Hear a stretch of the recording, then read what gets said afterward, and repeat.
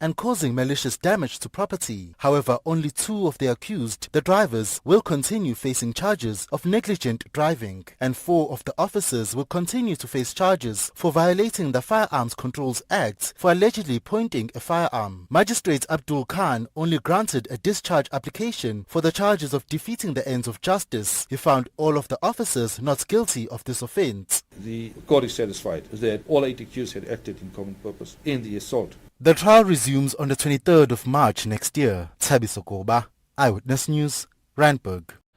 Let's move to Parliament now, where the head of the Independent Directorate Against Corruption, Andrea Johnson, says the crime-fighting unit does not utilise intelligence. She says this is what led to the downfall of the Directorate of Special Operations, commonly known as the Scorpions, which was disbanded in 2009. Johnson is giving testimony before Parliament's ad hoc committee investigating allegations of police corruption. Johnson will be facing questions over the next 2 days about prosecutorial conduct and whether IDEC unlawfully interfered in police investigations. But we do not utilize intelligence, Chair. That's where the DSO got into trouble, thinking that intelligence is perhaps something we can do. IDEC will collect information that it can get, and we therefore use the subpoena process in terms of Section 28 that allows us to gather information. In Pretoria, suspended head of EMPD Isaac Mabotja has reaffirmed his call for the Metro Police in the country to be granted investigative powers.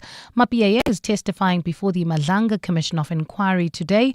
While it remains unclear what the crux of Mabotja's testimony relates to, it is believed that he will talk to the allegations against the current acting head of the EMPD, Julius Mkhwanazi. Mkhwanazi has been implicated in the commission for having links to criminal accused tender tycoon Vusimuzi Kat Matlala. Oren Singh has more. It's been a long-standing debate and question in South Africa. Should Metro Police units be granted powers to investigate cases for prosecution?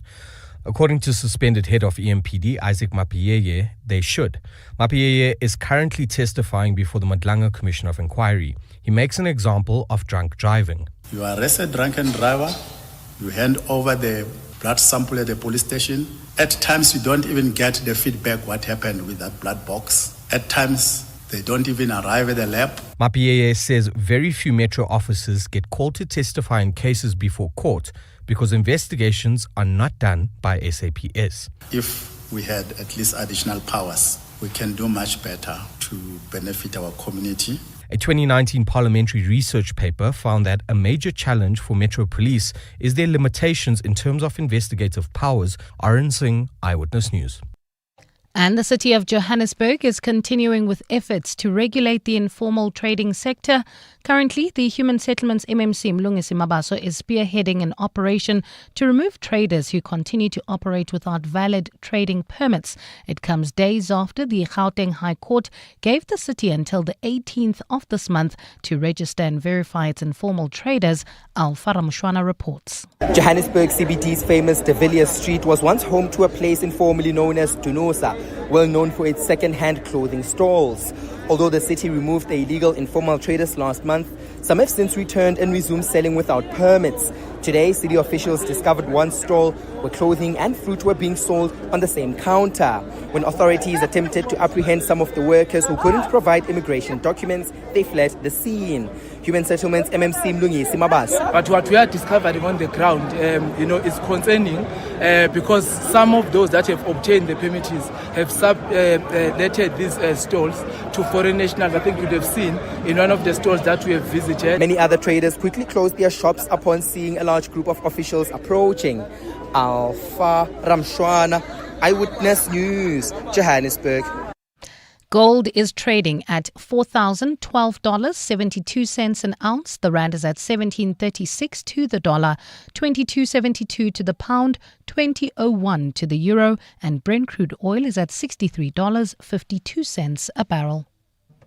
On the N1 South, there's a crash before Relebogile Drive. The vehicle's on the side of the roadway. And on the N3 North, there's a crash in the centre lane after Modderfontein Road, so you can expect delays. And on the M1 between Caller Drive and Grayston Drive, there's a crash. It's a cloudy afternoon in Gauteng with scattered showers and thundershowers in most parts. Temperatures have peaked at highs of between 25 and 27 degrees. The top story in EWN this hour, former Bosasa COO Angela Agrizzi has been sentenced to 10 years, wholly suspended for 5 years. EWN, in touch, in tune and independent. For the latest, visit ewn.co.za or download the EWN app.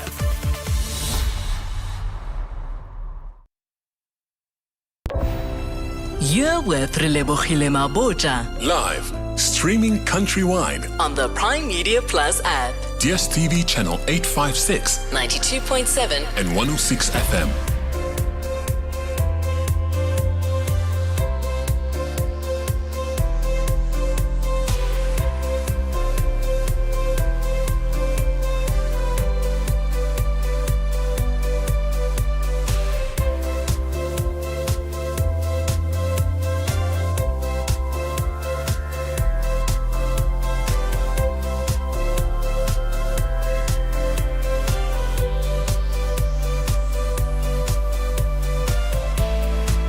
Nine minutes after 1 o'clock. Welcome to 7:02 Afternoons with me, Relebogile Mabotja. On this Thursday, the 6th of November, I see that there is a storm brewing outside. It might already have brewed, so just be careful there on the roads in particular. Please take it easy. There is nothing worth the risk that you should be rushing for on these roads with wet weather. Coming up on the show, I want to find out from all of you, what is something that you just refuse to help with or refuse to share, and you just don't even feel bad about it, and what got you to that point?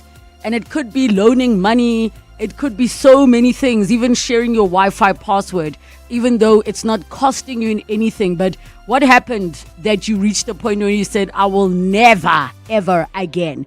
Belief matters. We're talking about African monarchies and if they are still relevant. I'm looking forward to that conversation.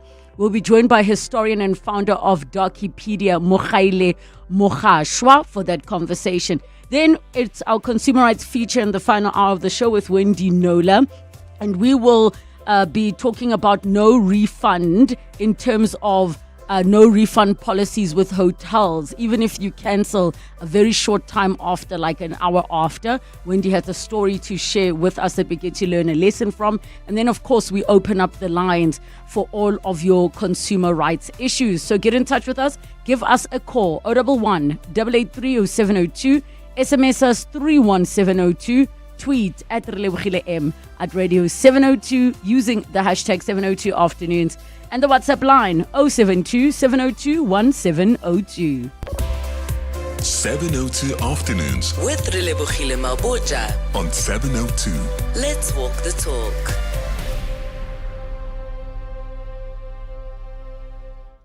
It is so nice that when we are younger and we are naive, we want to give everything to everybody, even strangers, right? And then you get older and you slowly start to realize how the world works and the nature of human beings. So there are certain things that you'll start to be like, nope, I'm never doing that again. So I know one common one is that there are people who absolutely refuse to loan people money. They're like, I will never, no matter how rich I am, no matter how desperate the person is, no matter how much I love them, I will never do it again. So I want to find out from each and every one of you, are there certain things that you say you will never help with? And tell me why. Irrespective of the circumstances, you will never help with certain things. And if it's to do with sharing, like let's say you never had a password on your Wi-Fi. Now, one or two of your neighbors were sharing and then you decide, I need to close this off, even though you're on a limitless package. That you're like, I'm not sharing this Wi-Fi password. And you don't even feel bad about it. Tell me how you got to that point. And if you are a person who used to do something, you stopped helping, whatever that case may be, what has changed in terms of how you approach it now? I realize that people can be scammy. So I have a foundation and we assist a few scenarios, but in this 1 year, we were doing like a mentorship day for matriculants, and we got them tons of goodie bags from sponsors, just things that they could really use for this next chapter in their lives, and we had a lunch for them. Now, the one girl always said is so that there's no issues about outfits, wear your school uniform, their parents drop them off. But one of the recipients that was selected out of, we probably got 250 requests for participating. She basically scammed us. And we usually, with these kinds of things, when they motivate, we don't, go to the school and ask for proof. At that time, we didn't do that. But afterwards, when this person was dodging left and right to the point that she also pleaded poverty and that, she didn't even have the full school uniform with a decent blazer and she was going to be embarrassed. We arranged a school uniform for her. Everything. So fast forward, now we do even more detailed due diligence. I mean, the 9 out of the 10 ladies that benefited, it never stopped us from doing it again. But what we don't do now is just take things at face value. I personally don't take things at face value when it comes to helping people or helping strangers. Now we have to check. We have to be like, okay, cool. Let's get a letter. Let's find out. Let's get confirmation that this and this is done. And I understand when people go the extreme. Like, I do not foresee myself giving anybody a lift, and I'm talking about a stranger on the side of the road. I don't foresee it happening for me because of safety concerns. And if I know you, I am happy to give you a lift. I'll even drive out of my way.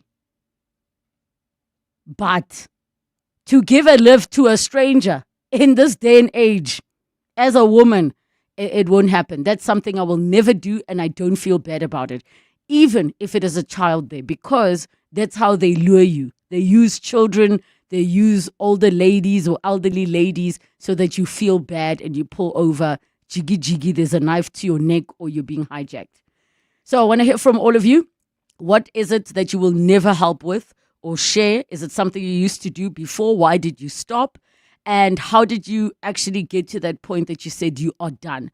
And it can be as small, if you see it as small, as sharing a Wi-Fi password with your neighbor who it's not costing you more. Or it can even be something really big, like you will never lend your family money, no matter how desperate they are, even if it is about food. I will never lend my family money. 011 883 0702 in the WhatsApp line 072 702 1702. Bongani Bingwa, 702 Breakfast. Weekday mornings, 6 to 9. U.S. government under the president of Donald Trump announced it would be withdrawing millions of dollars in funding around the world for the fight against HIV/AIDS. Now, with South Africa having the highest number of infections of any country in the world, what does that mean? It means that people who are lost to care are likely going to become ill. Many of them will die. We could see the number of new HIV cases as well. Nathan Geffen. Bongani Bingwa, 6 to 9. On 702. The DP World Lions are ready to defend their legacy of champions, but a hungry challenger is in town for the T20 Challenge. This Saturday, November 8th, the pride of Jozi faces the newly promoted high-flying Moti Ram Tuskers, the team that swept the Division 2 trophies last season and is eager to prove they belong in the top flight. Witness the ultimate contest at the iconic DP World Wanderers Stadium. The action starts at 2 p.m. Back the pride of Jozi at the DP World Wanderers by purchasing tickets to all 3 T20 matches and stand a chance to win a VIP experience for you and 3 friends at a Joburg Super Kings match. Tickets at Ticket Pro or visit the DP World Lions website. Tip your way to glory in the Hollywood Bets Punters Challenge, the free-to-play horse racing game with daily cash giveaways and massive jackpot prizes. Pick all the winners on the race card and you could win 100,000 Rand. Bet 50 Rand or more on your selections using the Bet Slip feature and you could walk away with 1 million Rand. Visit punterschallenge.hollywoodbets.net today and tip your way to the top. T's and C's apply. Hollywood Sportsbook is a licensed betting operator. No persons under the age of 18 years are permitted to gamble. Winners know when to stop. South African Responsible Gambling Foundation toll-free counseling line 0800 006 008. The unexamined life is not worth living. Socrates' timeless wisdom reminds us of the power of introspection. At Plus 94 Research, we delve deep into data, uncovering insights that drive meaningful decisions. Our scientific methodologies transform questions into clarity. Don't just operate, understand. Don't just guess, know. Plus 94 Research, the science of decision-making. Standard Bank and 702 have joined forces to bring you China Unlocked. So Africa-China Trade Solutions composes of both helping our clients with importing from China, but also with exporting to China. And that's what really encompasses our X solution. And how we help our clients access the Chinese market is by doing it through a number of ways. One of those is digitally connecting them to better Chinese buyers. We also organize B2B matchmaking sessions, virtual, some are hybrid. And when we attend some of the flagship shows, such as CIE, we also organize these physical, in-person B2B matchmaking with these Chinese buyers. Don't miss China Unlocked on 702 Drive with John Perlman. Tuesdays on 702. Brought to you by Standard Bank Business and Commercial, an authorized FSP and registered credit provider. 702 Afternoons with Relebogile Mabotja. 19 minutes after 1 o'clock, and we're finding out from all of you, what is that one thing or two or three that you absolutely refuse to help with? You're not going to share, you're not going to lend to a person, even if it doesn't cost you a cent. And how did you get to that point? 011 8830702, the WhatsApp line 072 702 1702. I'm actually going to do my absolute best to give our Facebook folks proper attention today. So Paul says, for me, it has to be my sunglasses. I have a few pairs, and every time someone borrows them, I feel that like they look better on me and I become jealous. How, Paul? That is random, but I hear you. Monono says, my books, I refuse with my books. Connie says, my clothes, never again. Tammy says, to lend people money, and I absolutely do not feel bad because when they have to pay me back, they don't. We end up fighting and being enemies for my money. Nonklanka says, clothes are a no-no. Kifilwe says, charger. Listen. Ha! Why are you looking at me like that? I have never not returned your charger. Why are you judging? What? Guys, the charger one, I get it. But chargers will break homes. They will break homes, especially if it's an original cable. And iPhone users, you know exactly what I'm saying. The original cable. And now there's C-type to lightning, the fast charger. There I support you, Kifilwe. Sia says, clothes, hair like wigs and weaves and anything electronic I'm done with. DK says my clothes. Togozisi says the secret to spiritual enlightenment. Okay. I'm curious as to why you wouldn't want to share that secret. I would absolutely love from you to hear from you. We've got some of your voice notes that are coming in on 072 702 1702. Hi, Relebogile, trust you well. Yeah, it's really pouring out here. Okay, so things I stopped sharing. We once had a helper that was addicted to a phone. And because we have unlimited Wi-Fi in the house, it was a mess. Like this girl, every opportunity she has to grab her phone, she's on the phone, she's on Facebook, and doing a lot of stuff. So we decided to change the Wi-Fi password. And then, she has to buy data. And unfortunately, she can't she couldn't be on her phone as much as she was doing when she had the free Wi-Fi. Yeah, thank you. Kenny from Pretoria. That is so rough. Because now she can't even say how guys Wi-Fi on. Because she knows. She knows what's up. Yo, Tuso in Centurion. Hi, Tuso. Hi, Relebogile. Go ahead. Yes, for me, I was sharing is an incident that happened to my husband. He was traveling from Bloemfontein to Johannesburg from a work trip, and he picked up two young kids looking around the age of 21. They were hitchhiking, and he felt like it was going to rain and it's about to be dark, and felt bad. It was a boy and a girl. He picked them up. They said they were siblings. They were studying in Bloemfontein, and they were heading home in Sebokeng. So he drove with them the entire trip, dropped them off at a filling station. They said their dad is going to meet them at a filling station in Sebokeng. So there was an engine garage. He stopped there. They pointed to a car. That's my dad.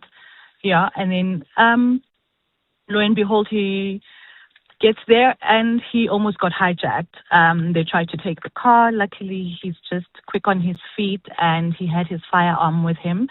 But that could have turned really south. He was partially injured from the process of having to fight the gentleman off. So for me, that's definitely a no-no. I will drive past anybody with a child, a kid, in the rain, in the sunshine, whatever. I'm not giving anybody lifts. I support you there completely. And too, so I mean, my thing is, if the issue is going to be, well, it's, let's say, a toddler, you can always pull over, call not pull over to the where the child is within eyesight and call the police. Let them come and deal with it. Yeah. Like you're... And for me, that was also very funny because he's not a person who gives lifts, but he felt really bad for these kids. So it works on the psycho also. So I'm very cautious about that. Rather be cautious than find yourself in a different kind of situation. Tuso in Centurion, thank you so much for sharing that story for what happened to your husband. Hi, Lebo. Lebo, money. I don't lend people money. It causes you friends either way, and people don't pay you back.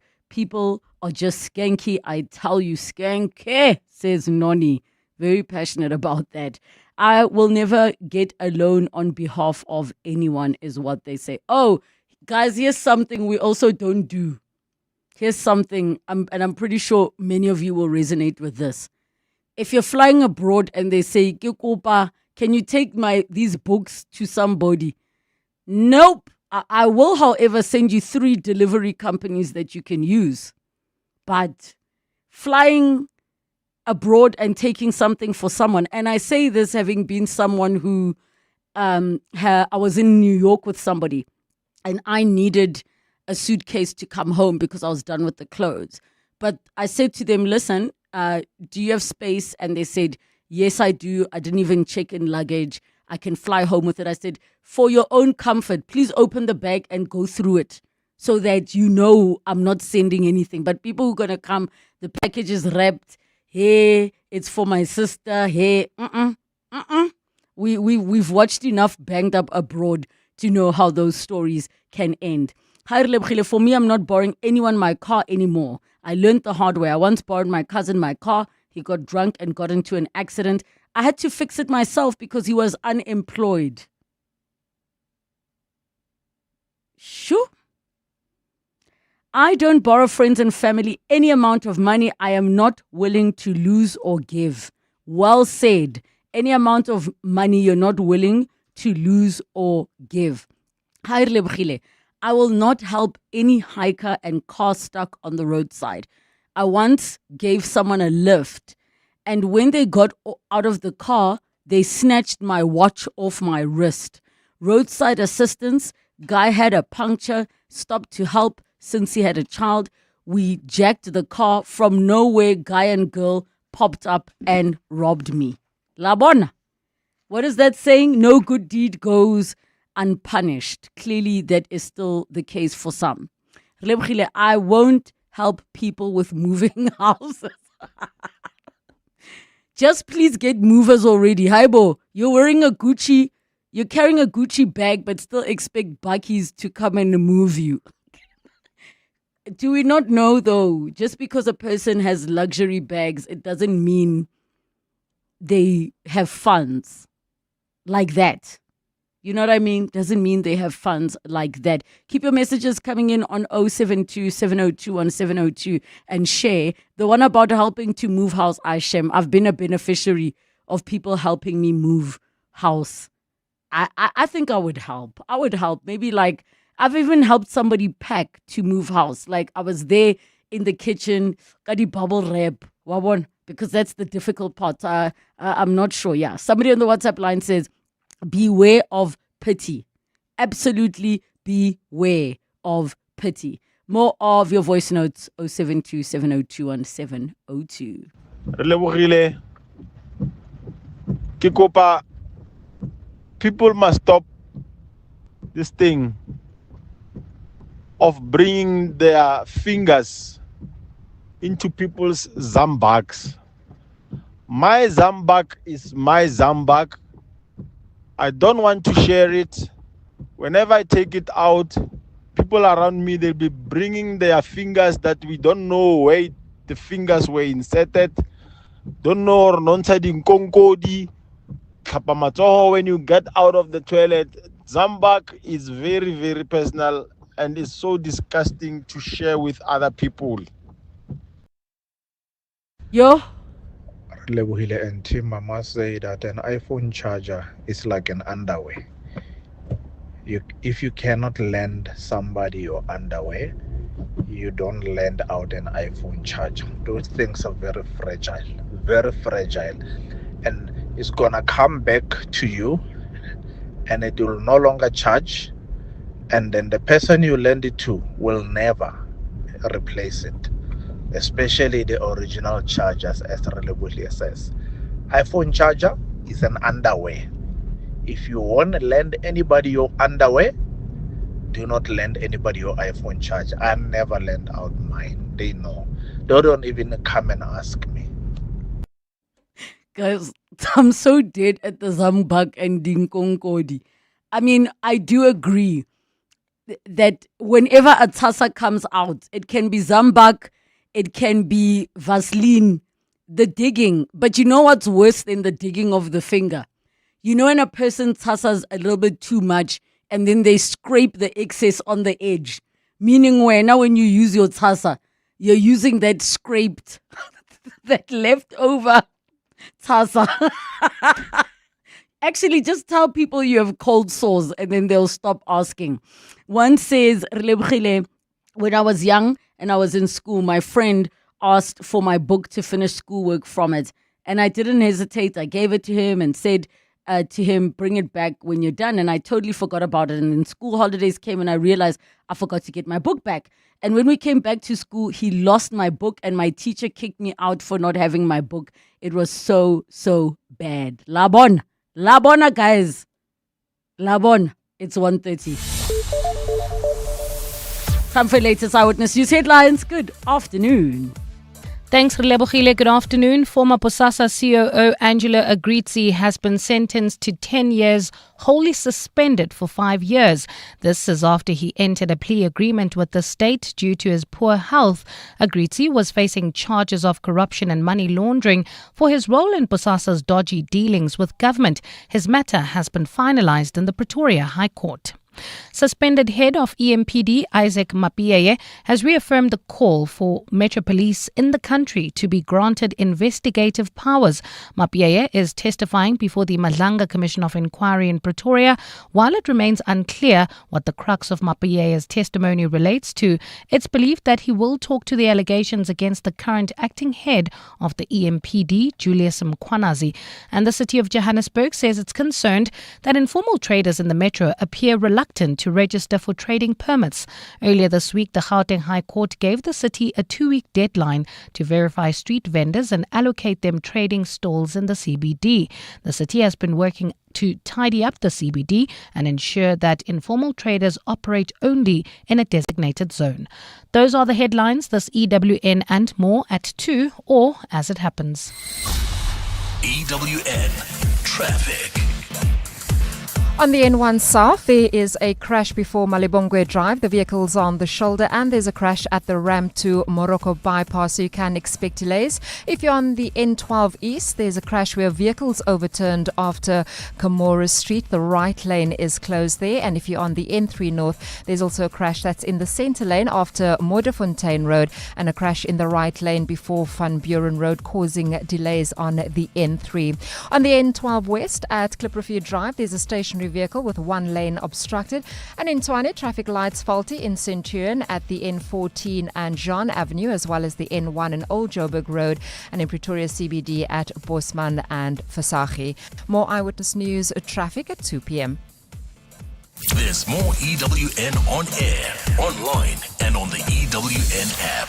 Hey, Laura. The unmistakable voice of jazz and soul returns to South Africa, Gregory Porter. Join the two-time Grammy Award winner for 3 intimate performances now at Teatro Monte Casino on the 20th, 21st and 22nd of November. Don't miss one of the greatest voices of our time, Gregory Porter, live. Book now at showtime.co.za. We get told to wait for things. Wait for the right moment. Wait for a rainy day. Wait till the cows come home. Cows? Really? Well, the waiting is over because the Decofurn Furniture Black Friday Super Sale is now on, and with 15 to 40% and more off everything for the whole of November. What are you waiting for? The Decofurn Black Friday Super Sale, now on, in-store or at decofurnsa.co.za. In case you missed it, 702 was in conversation with Santam about Santam's partnership with the G20, taking place in Johannesburg. We are participating in the Disaster Risk and Reduction Working Group, and through that we are able to share some learning, good practices, and what we've got from our flagship program, like Partnership and Risk and Resilience. So we hope that the learnings that we are able to share with the G20 countries were able to be utilized, most importantly, to emphasize the role of partnerships between government and the private sector. Santam is a proud sponsor of the G20 Summit. Santam, this is freedom. Santam is an authorized FSP, a licensed non-life insurer, and the controlling company for its group of companies. To walk the talk is to turn words into meaningful actions. And it's what we at 702 are committed to doing every day. We are also committed to following the rules set out by the Broadcasting Complaints Commission's Code of Conduct. To give you balanced programming, fair comments, and accurate news. But if we stumble along the way and you feel we are not living up to the code, let us know on comment@702.co.za. And if after that you're still not happy, you can direct your complaint in writing to the Broadcasting Complaints Commission. Email bccsa@nabsa.co.za. For more, visit bccsa.co.za. The G20 Summit coming to Johannesburg is a stepping stone towards a brighter future for the city. Josie My Josie has launched the Babize Bonke campaign to shine a spotlight on some of the extraordinary champions who are reshaping Johannesburg from the ground up. My name is Grant Ngobo. When Galanjia first opened, I was 14 years old and worked my way up, and now I lead the organization at the age of 27. From the 51st floor of Ponte, we run inner city tours and community centers at the bottom, challenging stereotypes about Hillbrow, Berea, and Yuval. Josie My Josie is making the invisible visible, giving the voiceless a voice. It's a movement for the people, by the people, creating a city that we can proudly call Josie My Josie. Come see how Josie does it. A city that's alive, ready, and rising. Prime Media and 702 are proud sponsors of Josie My Josie. Josie My Josie Babize Bonke campaign, or champion rather, Grant Ngobo, will be interviewed on Weekend Breakfast by Googs Mhlugu just after 8 a.m. on Sunday morning. Your voice. Your life. Your afternoon radio. On 702 Afternoons. With Relebogile Mabotja. 24 minutes to 2 o'clock, and I'm asking of all of you what it is you are done sharing, helping with, can be lending money, sharing a Wi-Fi password. the chargers and the charging cables, very sensitive. So much so that one of you said it's like underwear. If you wouldn't lend somebody your underwear, do not lend them your original cable, your charger. Do not do it. 011 883 0702. The WhatsApp line 072 702 702. Abdul in Midrand, go ahead. Hi, how are you? Good, thanks, and you? Good, good. Hey, Relebogile, if you want a sunny day to turn dark very quickly, oh my God.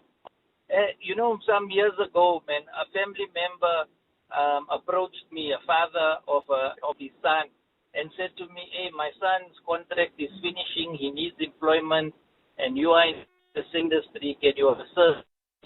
Being the good guy, I managed to get him an interview because there was a vacancy, and eventually he was hired. But things didn't work out between him and the company there. And then he left. And one day I was at a family gathering and I heard some whispers, and it came to my ear that how could I have get this guy employed at this crazy company, and I didn't help him, and I knew that the company was bad for him. Why did I get him a job there? And I was like, what?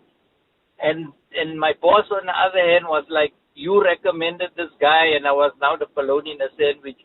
So then I made a rule. And said, you know what? Never again. I will never help anybody to get a job where I'm working. Yes, if I hear at another company something, I'm more than willing to send you a CV or whatever. But where I'm working, never again. I was enjoying the sunshine, and then all of a sudden it was raining. I've never heard about the bologna in the sandwich. Abdul, thank you so, so much. The rest of your voice notes on 072 702 702. Good afternoon, Relebogile Mabotja here. I don't do lifts. I don't do lifts by the side of the road.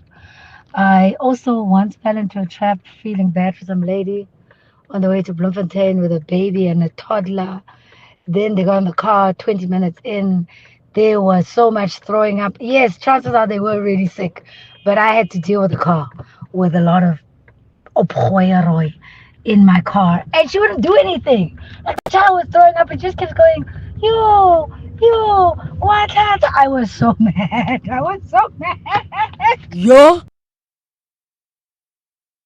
Yo, I thought being hijacked is the thing you should be afraid of. Apparently now we need to be afraid of somebody vomiting in our cars. More voice notes. Hi, Relebogile. I would never ever allow anyone to come stay with me in my house. Even if you say you are homeless, the landlord is kicking you out, because I've allowed 2 people to stay with me and it ended up very, very bad. My electricity bill was more than 10,000. My water bill was so high. My house, it was bad. I had to find money to get them alternative accommodation. So I had, I'm not, even if you have children, you say you are homeless, no, I can buy you a loaf of bread, but no one is staying in my house. Bathong lebo motho o bolelang ka zamba ke ya 10 rand ko discam akasi fi batho gore ba tshase molomo. If you were talking about DCT, I would understand. Zambaka, awa, peace. Hi, Relebogile. This guy was Zambak. He just reminded me that, you know what, people will, like, when you take out your lipstick or your lip eyes, whatever you're using for your lips, they would be like, can I please have? And I'm like, no, batung molomu waka koaka. Sorry, I can't. I just cannot. And people always think that I'm being funny, and I just don't understand it. Relebogile, I will not say nyanga yam se ma nyanga yam fet. Yeah, I won't direct you there to my sangoma. Never. Hi, Relebogile, it's Rudolf van Alberton. My grandma always said, if you want to have a fight with somebody, then you borrow them something. You either give it or you don't give it at all. But as soon as you borrow something, money, cables, whatever, there is 90% of the time there's going to be an argument and a fight. So rather, if you can, You give it, otherwise you don't borrow it at all. There's so many people who are saying, money, I'm done with. Letting family move in with me, I am absolutely done with. People take advantage, then they don't want to leave. And then somebody says, I completely stopped sharing a beer or a glass of whiskey. No, masterpiece. Did we share glasses of alcohol with one another? Like, are you sharing your glass with a random stranger asking for a sip at the bar? I'm very confused. Thank you so much for all your calls, messages, and voice notes. John Perlman. Weekday afternoons, 3 to 6. Do the bylaws make an assumption about people's attitude to each other? Because if we go away from informal trading just for a moment and think, bylaws deals with noise levels in neighborhoods, they deal with illegal dumping, and all of them seem to me to either presume that the sanction that you can apply is a significant deterrent. So many bylaws that we have that we need to adhere to. A lot of people are not aware of what the bylaws are. They are not really well informed in terms of how they should be. John Perlman. 3 to 6 on 702. The DP World Lions are ready to defend their legacy of champions, but are hungry challengers in town for the T20 Challenge. This Saturday, November the 8th, the pride of Jozi faces the newly promoted high-flying Moti Ram Tuskers, the team that swept the division 2 trophies last season and is eager to prove that they belong in the top flight. Witness the ultimate contest at the iconic DP World Wanderers Stadium. The action starts at 2 p.m. Back the pride of Jozi at the DP World Wanderers by purchasing tickets to all 3 T20 matches and stand a chance to win a VIP experience for you and 3 friends at a Joburg Super Kings match. Tickets at Ticket Pro or visit the DP World Lions website. In a world where everything is instant, some things are worth slowing down for. You took the time to build a life of distinction. Every moment, every milestone, every decision. At Indwe, we take the time to understand your world and craft insurance solutions to protect it. Because true peace of mind is the greatest luxury of all. The right insurance starts with a conversation. It starts with helloindwe.co.za. Indwe Risk Services is an authorized financial services provider. Be in the right place at the right time with Betway's jackpot slots. Stand to win your share of millions of rands in cash every week. Bet on selected slots every Thursday and Friday night between 7 and 10 p.m. and you could be our next big winner. The more you play, the more chances to win. Get way more only at Betway. Terms and conditions apply. Betway is licensed by the Mpumalanga Economic Regulator. No persons under the age of 18 are permitted to gamble. NRGP counseling line 0800 006 008. All events are fixed odds betting games. 702. Belief matters. Exploring culture, traditions, religion, and the beliefs that shape our world. 15 minutes to 2 o'clock in our Belief Matters feature. We're talking about African monarchies and if they are still relevant today. We're joined by Moghaile Mogashwa, historian and founder of Darkipedia. We take your calls with your questions and comments on 011 883 702, the WhatsApp line 072 702 and 702, and do let us know. Let's use this as an information sharing space. Which are the African monarchs that you follow? There are some who can speak of, we have Shaka Ilembe that really ignited a lot around the Zulu monarchy in South Africa, though they are the ones that are widely known of. But I'd love to hear from all of you. Moghaile, welcome to the show. Thank you so much for joining us. Hi, Relebogile guy. Kete wano kai? And the listeners, hi. Okay, so are we, I want to maybe, before we get into African monarchies, let's speak about monarchies as a whole. We know that the UK, we have known of their monarchy being a colony of the United Kingdom for as long as what we were. So we're quite familiar, but there are many other monarchies around the world. We have Princess Charlene of Monaco that we know of, our very own. But are you getting a sense that let's call it the 2000s, the 2Ks, are in touch at all with any royalty around the world before we delve into Africa? We, by virtue of evolution, when I Relebogile and the listeners, people are slowly detaching from the concept of monarchy because we have over time seen municipalities and governments take over largely the administrative part of leadership, and that is our day-to-day life. So we are in contact with those, and by due process, then the monarchs take the back seat with time. So no, people are not so much in touch anymore with the monarchs. So let's look then at Africa, because there are monarchies outside of our own country. What are you sensing and what are you seeing?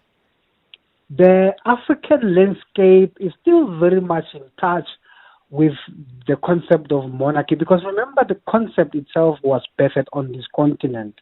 The other nations, in fact, copied it from this continent and replicated wherever they are.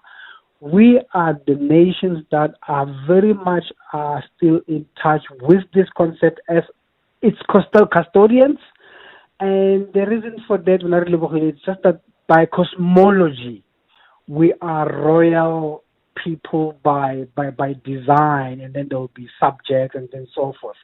And then later, when the colonies arrived, only then the concept of government and governance was introduced. But by cosmology, we are more aristocrats, if you put it that way. So Africa, by far, we're still very much in touch with the concept of monarchy. I'm actually also just thinking about the fact that maybe monarchies would play a different role in our lives if we didn't have the heads of states in the form of prime ministers and presidents. Yes. When Relebogile, you know, there is a lot that our governments and municipalities do for us, but there are competencies that you would never take away from monarchies, because by design, cosmologically, they are the custodians of the lands. Remember, a land is a living organism. It's not just a bulk of sand and rock and plants on it. It lives. That is why plants grow on it and we get food from it. The rain comes, we get water. So there is a relationship between humans and the land. And our contacts as humans to the land are the monarchs. And that is a competence that you would never take away from the monarchs. Am I making sense? No, completely. I mean, I just was thinking now about the fact that there are still areas where things are done via the chief. So even though you have your municipalities and your ward councillors, things still go via the chief. Some areas we know are a lot more strict than others, where you kind of want to get, I wouldn't say permission, but the blessing of those that come from that land. If you're trying to do something there, let's say maybe shoot something or depict a particular story. But maybe what is the role then of these chiefs and these kings and queens, even if they're in very small villages? What is their role? You find out, I had, in the example you're making, I personally, I'm an engineer in my other profession, so in ESCOM projects, when we run the lines in long distances, you go over territories of these chiefs, right? So there are times when you need to go through those villages, and as part of the process, the chiefs in those regions must be incorporated into the programs, because you will be working on their land. So as part of those programs, ESCOM and state must engage those chiefs. As it's like someone coming to run a pipeline through your yard, even if you're here in Rosebank. There must exist that communication between you and the people that are coming to do that work. So we find ourselves in loggerheads a lot of times with the chiefs. In some instances, they throw us off the villages because the process to engage them was flawed and so forth. They start saying, you know. I hear you completely. There was one contractor that was thrown off the village and it couldn't work. And the people are still waiting for the electricity because there was that distance between the chief and the contractor, and stories like those. But it also is just also about maintaining the the program of empowering also the locals while you're doing work in that space and so forth. But there are certain competencies countrywide that are very important to bring to this conversation. In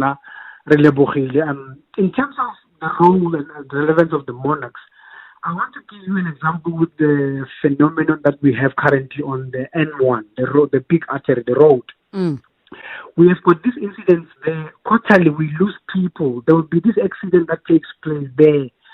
You would lose about 40 people in an instance. In some cases, it's 50. You must have heard of this accident. And recently, 2-3 weeks ago, we had one in the Vembe region. These are anomalies that takes place when you try to remove the monarchs from their role.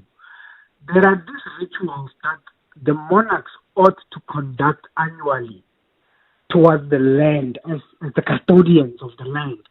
And now that they are pushed towards the back by municipalities and government, you see these disasters we experience as the humanities occupying those particular pieces of land. This shows that there will not come a time in our life where the monarchs are no longer necessary. So by that I'm saying, the moment we start to encourage and empower the kings and the chiefs, the powers to exercise the duties that they have towards the land that we occupy as humanity, we will see more peace start to reign between us and the land itself. There are some of the disasters we are experiencing, for example, in the coastal regions, in the Eastern Cape and the Natal regions. You would know Cape Town is currently known as the Cape of Storms. Recently, a race was cancelled there. There was going to be a marathon there. And we're experiencing all of these things. These are examples of things that come to the fore when the custodians of the land are pushed back by what we are seeing today as the municipalities and government. So don't ever think there will come a time you no longer need the monarchs and the chiefs. And I think also their role in preserving the history and the culture, is so important as well. You will see every year in the winter season, we have our young men ascend the mountains. Very recently, we had the reed dance in Natal. In Lesotho, they've got their rituals there. In Eswatini, we saw also they had their reed dance in September. And in Zimbabwe, in Zambia, in the Barotse land, in Malawi, all of those activities need to be continued with. They need to be sustained. And that is how we keep a harmonious relationship between us as humanity and the land that we live on. I'm thinking about our current sovereign monarchies on the continent. We've got Eswatini, Lesotho, and Morocco. Do you, in your mind at all, believe that these might change at some point to no longer be sovereign monarchies and to become like some of the other countries where it isn't, they've got the little subgroups of monarchies? It is headed that way, and simply because of the direction the universe is taking. We are moving more towards a globalization environment, and this happens through intergovernmental agencies. You've got the likes of the United Nations and the likes, both UNESCO and so forth. So you are likely to see those sovereign monarchs being swallowed by what you refer to as countries, because you start to work through the presidential programs. You see the likes of G20; those are presidents. You see, you participate in those types of programs for medicine, for development, for technologies through presidencies. So you are likely, yes, in a very short period of time to see Eswatini now get a president, and the king start to now take the back seat and disappear into the forest. So that is coming. It is coming in a very short space of time, I might add. All right. Thank you so much, Mokgaile, for your time, particularly on this matter. And we shall see what comes of monarchies and the state of monarchies and their relevancies in Africa over the next few decades, I would say, and revisit these conversations along the way. If you'd like to share any of your belief matters, ideas or questions that you have, 702 afternoons at 702.co.za. In the last 24 hours, this is what's happened in your world. 17 South African men are trapped in the war-torn Donbas region in Ukraine. The South African government says it has received a distress call from the group. 16 of the men are from KwaZulu-Natal and one from the Eastern Cape. Government says the men were apparently lured to join the mercenary forces involved in the Russia-Ukraine war under the pretext of lucrative employment contracts. It is illegal for South Africans and local entities to give military assistance to foreign governments or participate in armies of foreign governments. EWN, in touch, in tune, and independent. Access to the internet is vital for any country to grow.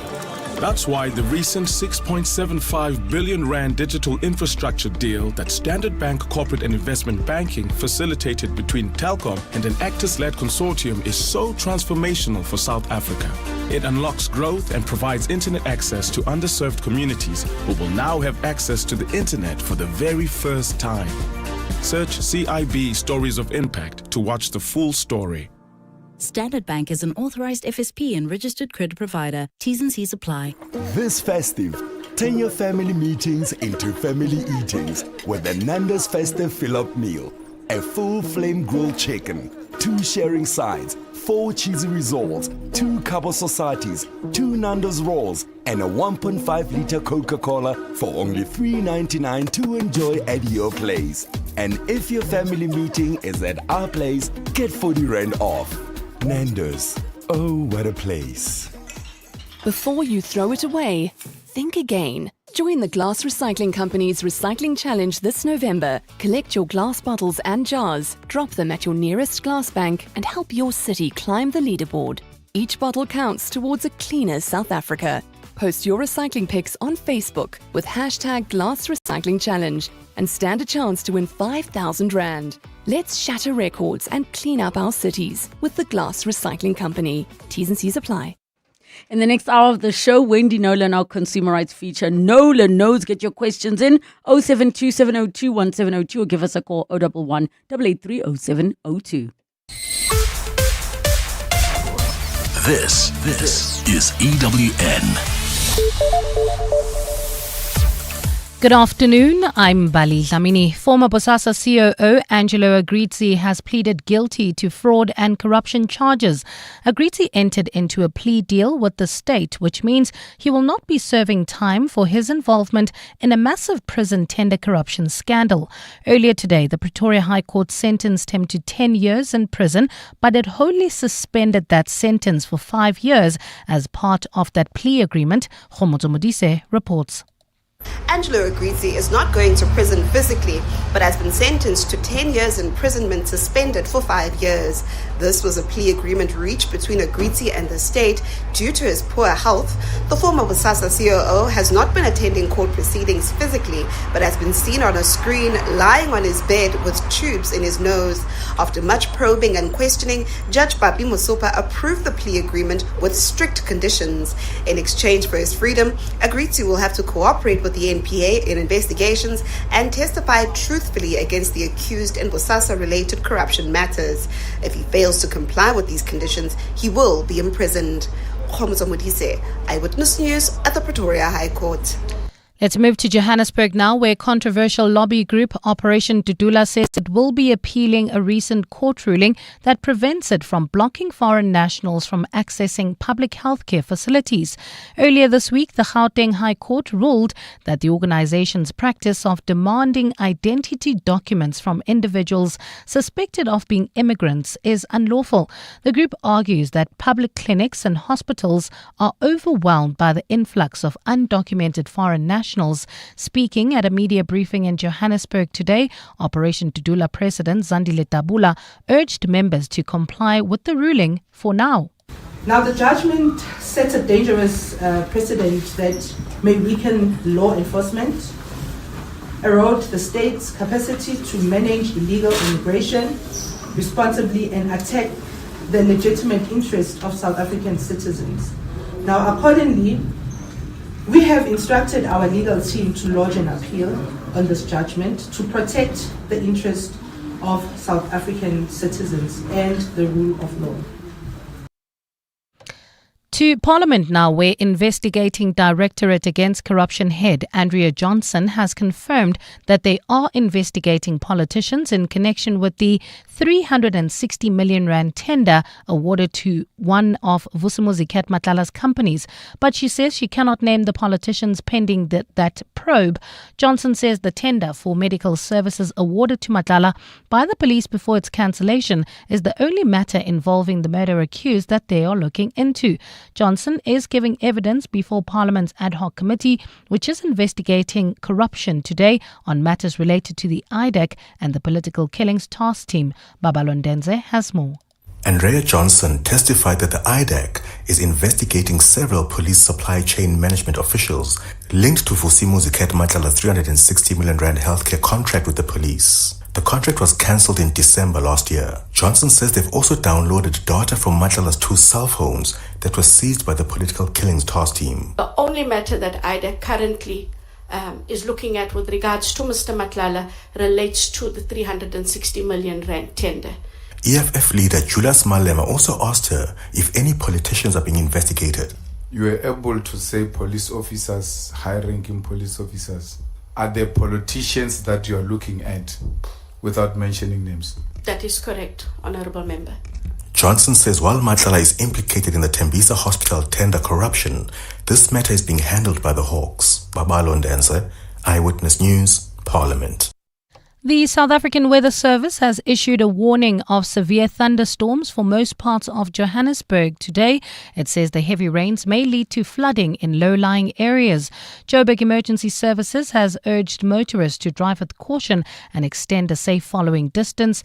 EMS spokesperson Robert Mulawudzi has also urged residents to avoid crossing flooded roads. Our residents in our low-lying areas, especially our informal settlement, to avoid crossing river streams while conducting daily activities.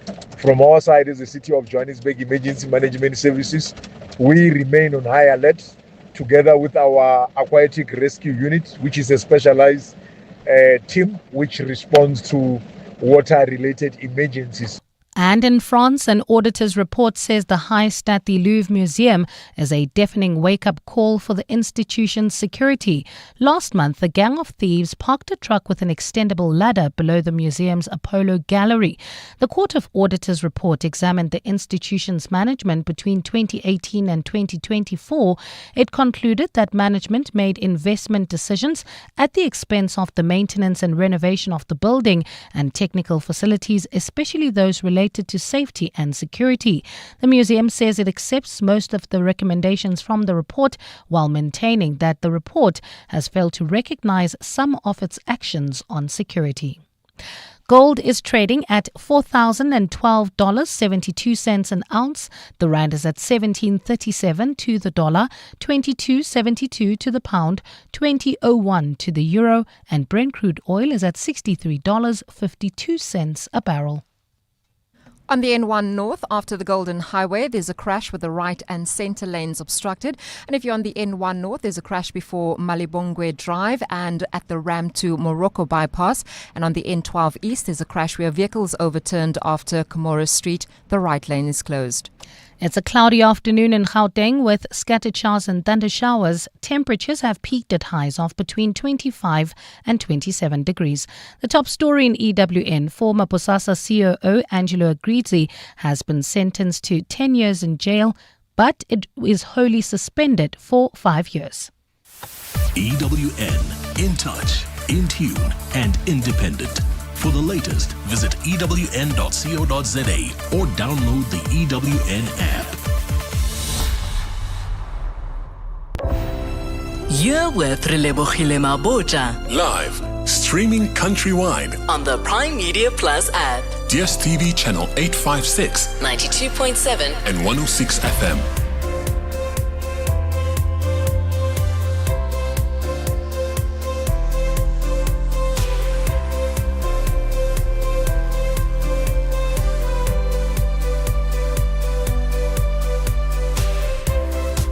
7 minutes after 2 o'clock, the second and final hour, 7:02 afternoons with me, Relebogile Mabotja. And we jump into what we do on a Thursday, our consumer rights feature, Nola Knows with Wendy Nola. Get in touch with us, give us a call, 011 883 0702, SMS us 31702, tweet at Relebogile M, at Radio 702 using the hashtag 702 afternoons, and the WhatsApp line 072 702 1702. 702. Nola Knows. Time for our consumer rights feature, Nola Knows with Wendy Nola. Your calls on 011 883 0702 and the WhatsApp line 072 702 1702. Wendy Nola, happy Thursday. How are you doing? Hi, Wendy. Wendy, are you on mute? All right, let's see what is the challenge. We saw Wendy not too long ago, but we seem to be having an issue connecting with her. Let's try one more time. Wendy Nola? All right, let's take a break. When we come back, we will have Wendy Nola on the line. For generations, the world has spoken about Africa. More needs to be done to ensure that the prosperity is broadly shared. Now, for the first time, the world's leaders gather on African ground. This summit's location underscores the need for African voices to be heard. On the 22nd and 23rd of November, the G20 summit lands on our soil. A moment where South Africa doesn't just host the conversation, we help lead it. The majority of the 54 nations that now comprise Africa were never offered a seat at the table where plans for a new world order were being drawn. From solidarity and equality to food security, poverty and climate justice, this is where Africa's voice rises, not as an echo, but as a force. And as history unfolds in real time, EWN, 702 and K-Talk bring you closer to every decision, every voice, every detail that shapes our future. Stay with us and stay connected to the story being written on home ground, on air, on the EWN app, and on primemediaplus.com. This Saturday, charge into the future at the BYD Mega Electric Day happening at BYD dealerships nationwide. Feel the instant power of BYD's all-electric Ocean range with free test drives, plus music, food, games, and fun for the whole family. What's more, BYD is offering exclusive deals on the selected BYD electric vehicles ordered this weekend. So don't just dream electric, drive it. Find your nearest BYD dealership at byd.com and head there this Saturday. Smart Steve from Momentum, hello. Steve, you moved to Momentum. Congrats. Thanks. It's Tasha. Listen, the fast-paced life in Josie just isn't working for me. I'm migrating to the Cape. What does that have to do with life insurance? Well, you know I love a glass or three. And I want to age as graciously as a smooth Merlot, not a box of car Bordeaux. Naturally. And I need my critical illness cover to pair with those chill vibes. Of course. With Momentum, you get the most comprehensive critical illness cover in the market. You could say it's a full-bodied offering. I'll toast to that. Chat to your financial advisor about Momentum's critical illness cover. Momentum, protecting your journey to success. Momentum is an authorized financial services and registered credit provider. T's and C's apply. All residential complexes are legally required to register with the Community Scheme Ombud Service, or CSOS. Registration is easy and it's free. All registered schemes can access a quick and affordable alternative dispute resolution body and can also learn more about the rights and responsibilities of people living within a community scheme. We'd like to appeal to all unregistered community schemes to register with the CSOS today. Visit csos.org.za to find out more. While you're prepping for the best summer yet, make sure you're also planning for a successful future. 702 Drive with John Perlman chats to Liberty Financial Advisor Sheila Ann Roby to find out how. Risk is always the foundation of any good financial plan, obviously being your insurance cover, because none of the goals and dreams that you have in place come to fruition if something devastating actually happens to you. So good risk planning, building a good emergency savings, getting your budget, and then doing estate planning, drafting a will, making sure there's provisions for tax, etc. Visit primemediaplus.com for the full interview with Liberty on 702. Let's walk the talk. 702. Nola knows. 12 minutes after 2 o'clock, it is our consumer rights feature, Nola Knows with Wendy Nola. Your calls on 011 883 0702 and the WhatsApp line 072 702 1702. Wendy, happy Thursday. How are you doing? Hi, Wendy. Ooh, there might be a challenge with the device, possibly because we're using another method. Wendy, if you're able to hear us, let us see if we can figure out an alternative solution for us to have this conversation. But we are absolutely struggling with getting Wendy Nola on the line. So in the interim, please send through all your consumer rights issues on 072 702 1702.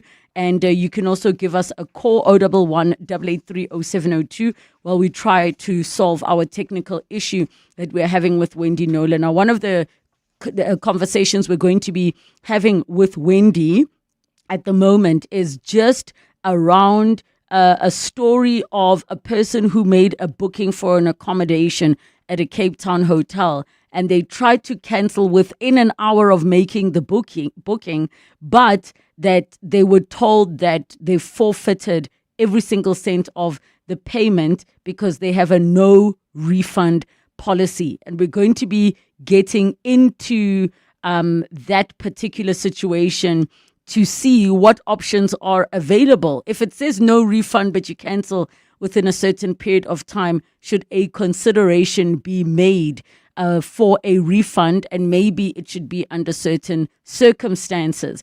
All right, so we are trying again to get Wendy Nola to chat to us, and we are going to have a guest joining us as well, Consumer Goods and Services Ombud. This is Officer from the Lee Subrati, to chat to us around what people are able to do, but also to take some of your questions. So I just want to jump to Lee. Lee, how are you doing? Good afternoon to you and the listeners. I'm well, and yourself. Thank you for having us on the show. Lee, thank you so much. As we just try to resolve the issue we are having with connecting with Wendy Nola. In the interim, can you just chat to us around what you specifically do at the Consumer Goods and Services Ombud? Not a problem. So the Consumer Goods and Services Ombud, we are an alternative dispute resolution body. So essentially, if you are a consumer in South Africa and if you have an issue when you purchase goods or services are rendered to you in a manner that you're not happy with, or if you have a device or product that becomes defective, in terms of the Consumer Protection Act, you have rights. And where the supplier does not uphold your rights, or if you are not happy with the service or outcome, we are the body you come to that offers that free of charge service by mediating between yourself and the supplier, the consumer and the supplier, ensuring that your rights are upheld, and we make recommendations if we find that there has been prohibited conduct. So essentially, we are your mediator when it comes to consumer goods and services related disputes, and we are an ombud accredited in terms of the Consumer Protection Act, and it is a free of charge service, much like other ombuds in South Africa that offer different types of protection rights for consumers. What are some of the common cases that are coming into your offices at the moment? So being the consumer goods and services, that in itself is quite a mouthful. It's quite a broad range of jurisdiction, and it can be anything from your homeware appliance. It could be your clothing that you wear, the foods that you consume, and in this particular case, also the services like accommodation, like maybe any sort of event where you purchase online. We know that e-commerce has been basically sort of brute force attacking in terms of everybody's in what they're exposed to over the last few years post-COVID. So we deal with all of those complaints, but the top categories of complaints that we deal with are things like defective devices, defective goods that you buy. In terms of the Consumer Protection Act, a consumer has a 6-month implied warranty, no questions. When you buy a goods, whether it's second-hand or new, you have a 6 months implied warranty, and that's our top contributing category, followed by e-commerce matters. When you're transacting online, with online platforms, buying from third-party service providers, commonly known as marketplace these days. So that's the type of complaints we deal with. And then we have telecommunications sitting at the third category, and that's your fixed-term telecommunications agreements. You know, these when you take a cellular device over a 24-month or 36-month period.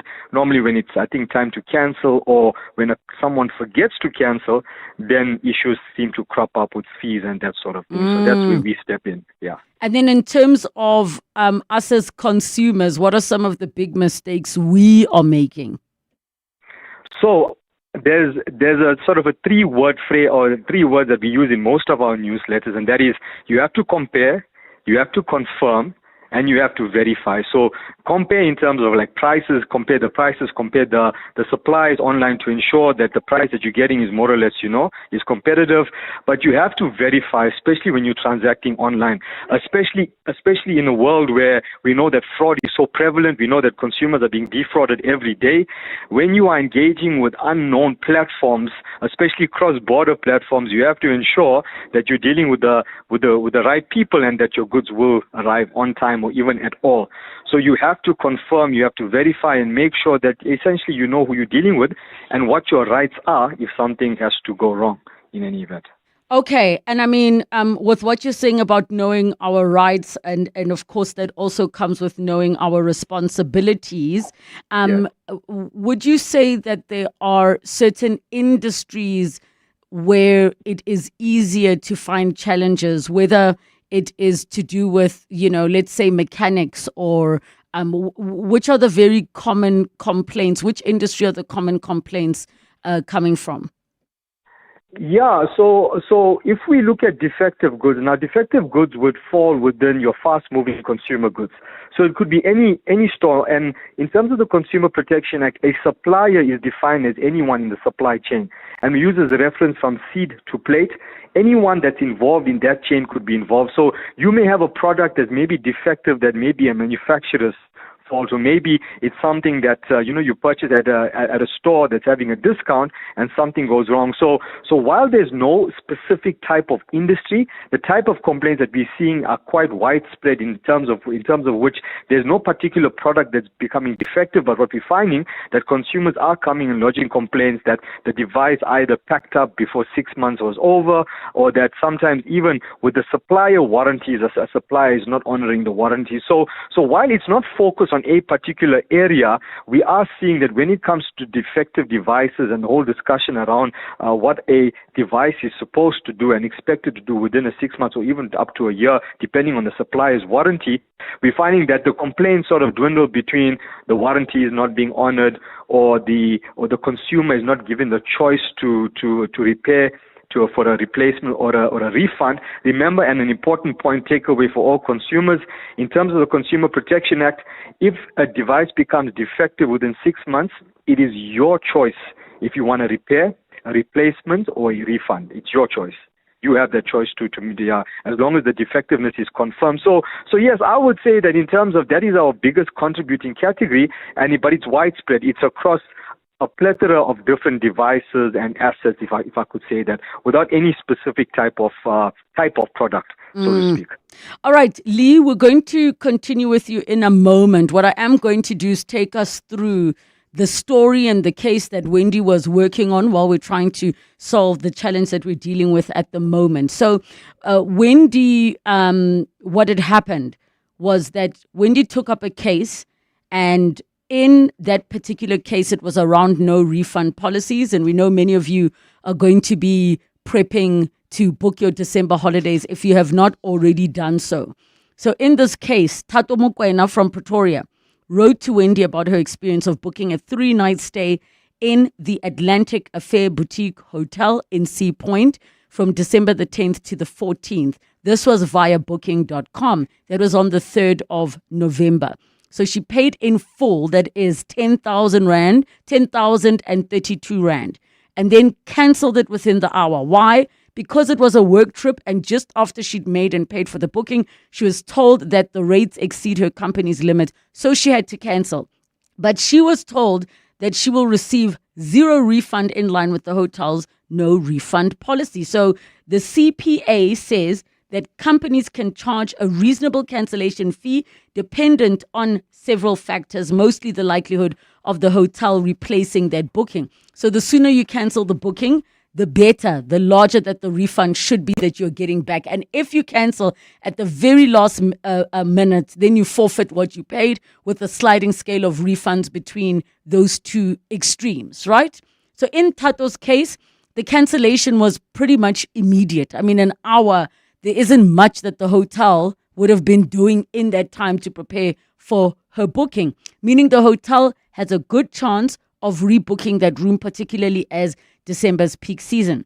So then Wendy was told that the hotel early in the week that Tato was entitled to a full refund, but in fairness, they had offered her a credit, but she needed to still repay the company, so that that then became kind of useless to her in that particular situation. So let's see. Wendy, are you with us? I am. Ah! Goodness me. I missed you for the past 20 minutes. I'm sweating. I was listening to other radio stations and it was mute, and I don't know what went on. But Gremlins in the cable. I could hear you and Lee busking it there, but thank you. As long as there was no panic attack or heart attack. So we got as far as the fact that Tato's case, the cancellation was virtually immediate. We are trying to get Tato on the line to chat to us, but we might have missed that window. So that's as far as we got, is that they offered her credit, but she's still stuck with the situation of, but if you're refunding me credit, it means that I can't now pay back. Yeah, she needed to pay back that money. She made that booking on her company credit card, and as you probably explained, just after that, she, like within minutes, realized that she had the booking, it didn't fall within the price range that the company allowed, and so she had to cancel it. And then came this, no, but there's no refunds. And she's like, most people would say, what do you mean? I've just made the booking now. So in that kind of case, it's hard to imagine any loss suffered by the hotel, because, they, it's, first of all, it's for December, in Sea Point. They're not going to battle to rebook that room, right? So I got hold of the hotel, the Atlantic Affair Boutique Hotel, and put the story to them, everything that's been discussed here. And the answer was that, yes, we did offer her a credit, but on reviewing the booking details, we noticed it was a same-day booking for a far-off date, and our team advised her to cancel through booking.com to get a refund, which we believe she did. Well, she did, but they referred her back to the hotel and said they have a no refunds policy. So the hotel tells me, in line with our policies and booking.com's terms, we believe the refund process was handled correctly. Nevertheless, we understand the Consumer Protection Act's guidelines on refunds and appreciate your interpretation of the Act. Given the specifics of the case, we're willing to revisit the matter and engage in a discussion with Ms. Mokoena directly. We value our guests and we'd like to resolve this fairly. So I got back to Tato and she confirmed that she had been refunded in full. So she's very happy and relieved. She can pay the company back and start all over again. So it was a nice win, and Tato got justice. But given that the hotel made it very clear that they believe that their policy was correct, and the way they referred to it as my interpretation of the act in terms of this woman should be getting a full refund, I thought, let me get hold of the ever-available Consumer Goods and Services Ombudsman, Lee Subrati, and he came through as usual, and that's what his response to me is what I thought was worth sharing on this platform, because it goes beyond Tato's experience, right? We're heading into peak season, and I really want people to make it a default thing that before you make an accommodation booking, you check out their cancellation policy, because the Consumer Protection Act is very clear about there being no room ever legally for a blanket no refunds. Like, in other words, once we've got your money, you can cancel the booking, but you're not getting your money back. That is not legal. So do we have Lee, as we hurtle towards the news break, do we have Lee with us? Yes, Lee is still with us. Great. Thank you. Yes. Okay, so wriggle room when it comes to no refunds, Lee. In this case, an almost immediate cancellation after the payment and of the booking. Was that justified legally? No, so I mean, and the courts have even said this: a blanket no refund cancellation policy is not allowed. In fact, if that were the case, then the Consumer Protection Act will state that. The Consumer Protection Act provides for instances for cancellations and provides for reasonable cancellation fees. But like you mentioned, and it was mentioned a bit earlier, there are circumstances that have to be considered, like in this case. One has to consider when was the cancellation made, how in advance, or how much time was the provider given or the supplier given to rebook, the sort of accommodation with an alternative, and the general practice in the industry. So listen, we know that when it comes to accommodation, because I'm booking online, there's a question that begs, because it's an electronic transaction, do I have an automatic 7-day cancellation? And I mean, in terms of legislation, that's why you have me here, I guess, as the legal sort of person. Of course. The ACTA doesn't apply to accommodation services, which means that we revert to the CPA, and the CPA is quite clear. You have to consider all of the circumstances.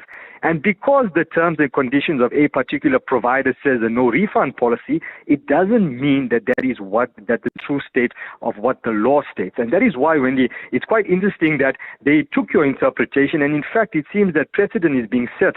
And that's why we're so excited that it's being discussed on a national level, whereby consumers are being educated to say, well, if this happened in this case, does it apply in my case where I am being refused a refund?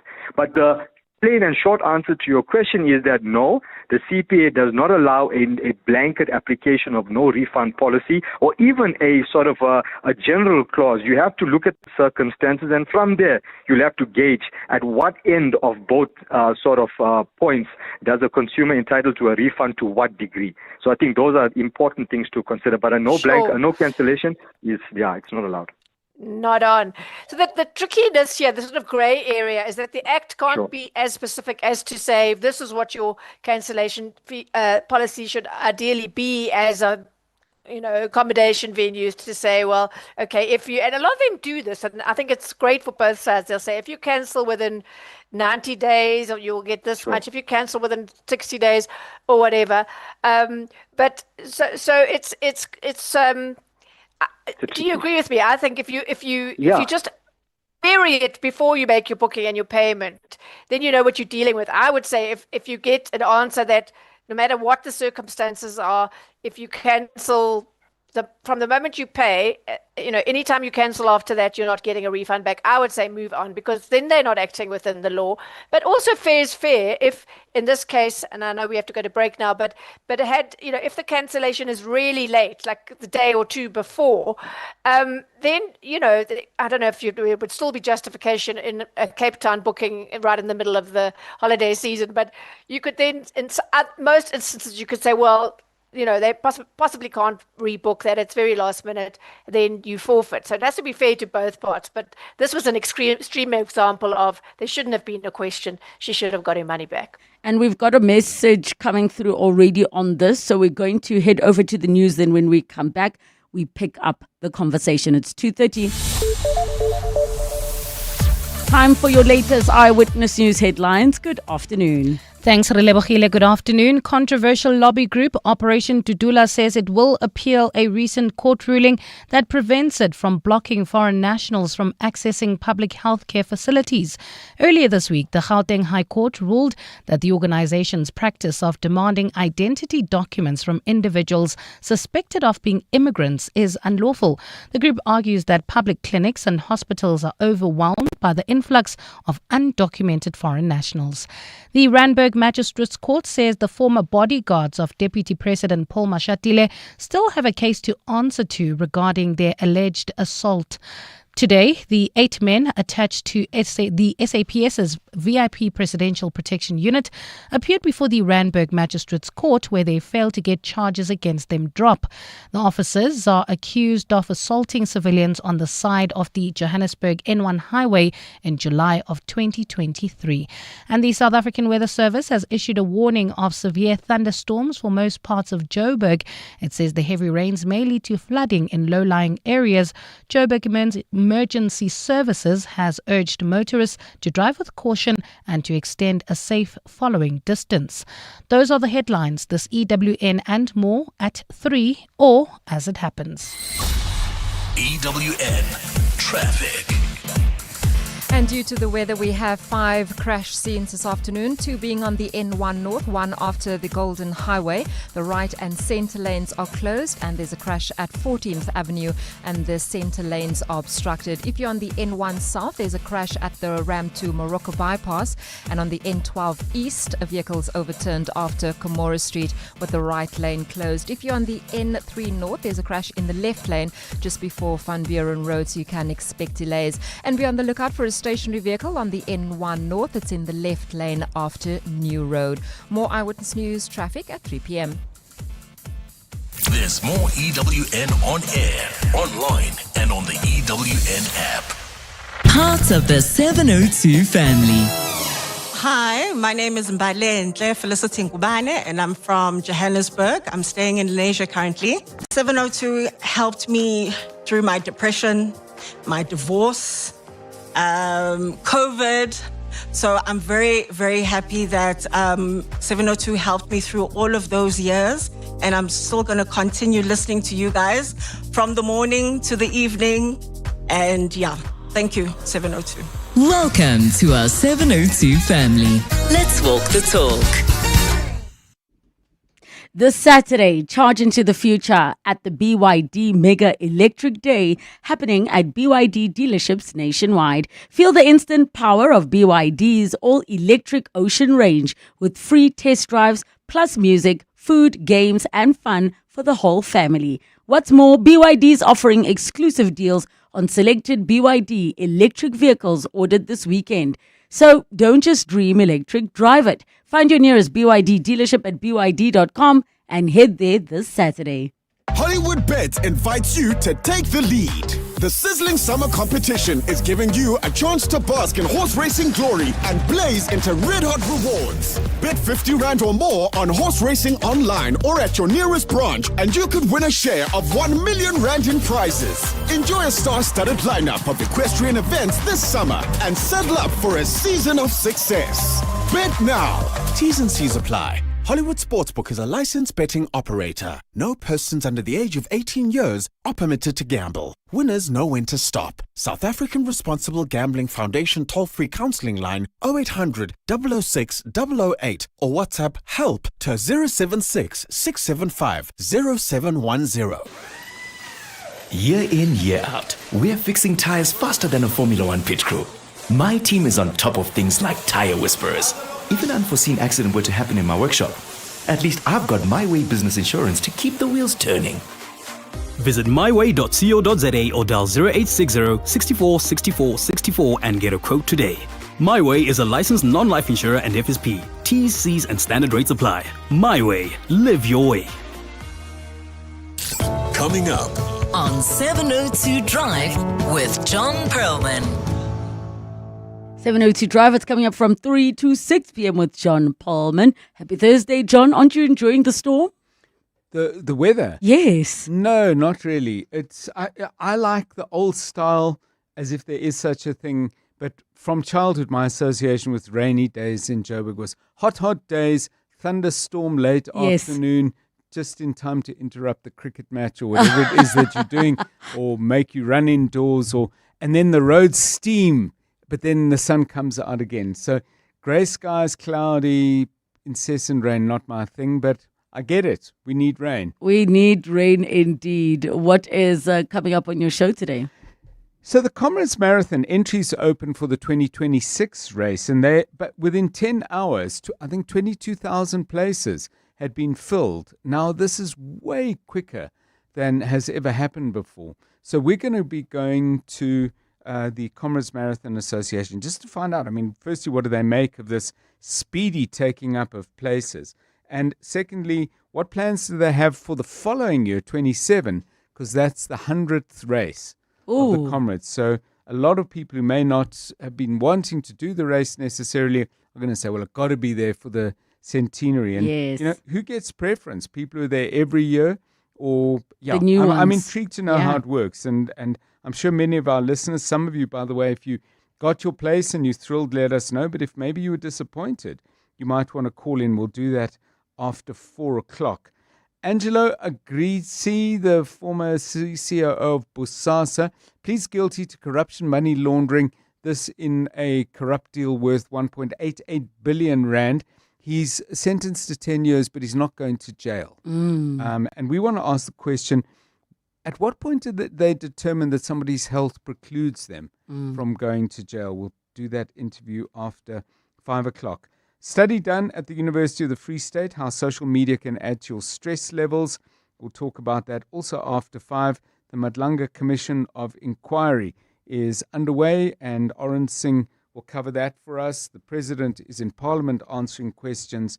Lindsay Dentlinger will update on that story as well, and plenty more, I'm sure. All right, 702 Drive with John Perlman coming up from 3 to 6 p.m. 702. Nola knows. It is 22 minutes to 3 o'clock. We continue in our consumer rights feature with Wendy Nola knows, and we have been chatting about a case of refund policies. And we also have with us Lee Subrati, who is from the Office of the Consumer Goods and Services Ombud. And we have been just speaking about what is allowed and what is not allowed. And we take your calls on 011 883 0702, the WhatsApp line 072 7021 702. Wendy, there is already a message that says, what if they offer a credit to a wallet and not cash? Does that count? And I'm assuming, Lee, in a situation like this, a refund should be in the form you would like the refund. 100%. Remember, the option lies with the consumer. So if you paid in cash, the minimum expectation should be that cash should be returned to you. Of course, as anyone, you have a choice. As a consumer, you have a choice to either accept it in any sort of method. But if you require cash, then there shouldn't be any reason or excuse why you shouldn't be paid out in the same method to which you committed to the transaction. And another one from Craig saying, hotel accommodation, it's often the third parties like Booking.com that simply say the hotel has a no refund policy.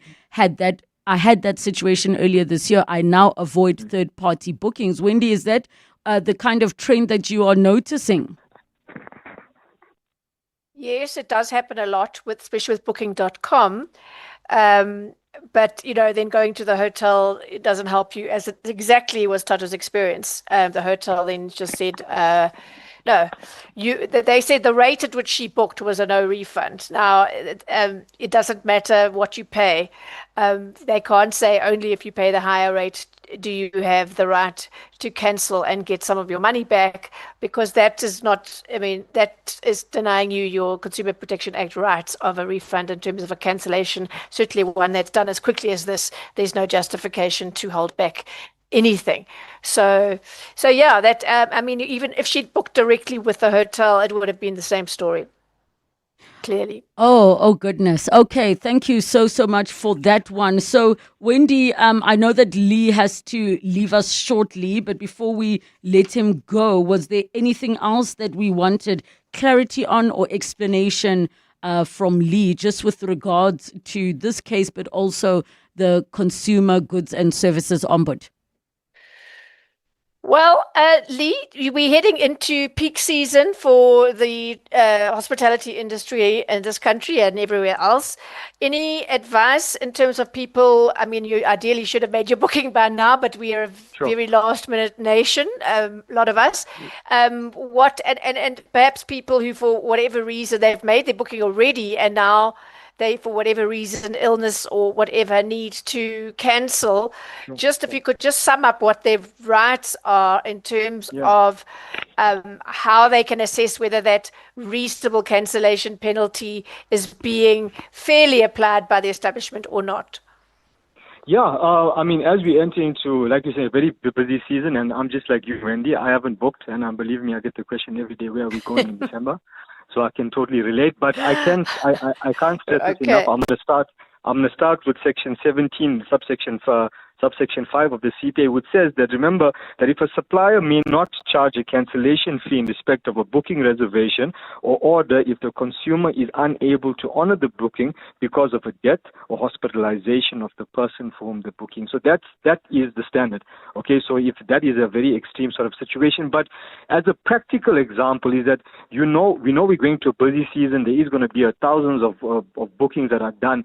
Nothing stops a consumer from being proactive and asking the provider, because even if you are booking through a platform, the services are going to be rendered by a third party. Contact that third party, give them and inquire from them, what are my rights in terms of cancellation? The CPA says, Wendy and Lee says, there is no blanket, no fund, no refund policy. What are my rights if I cancel on this date or that date? Because there's no limit on the amount of questions you can ask.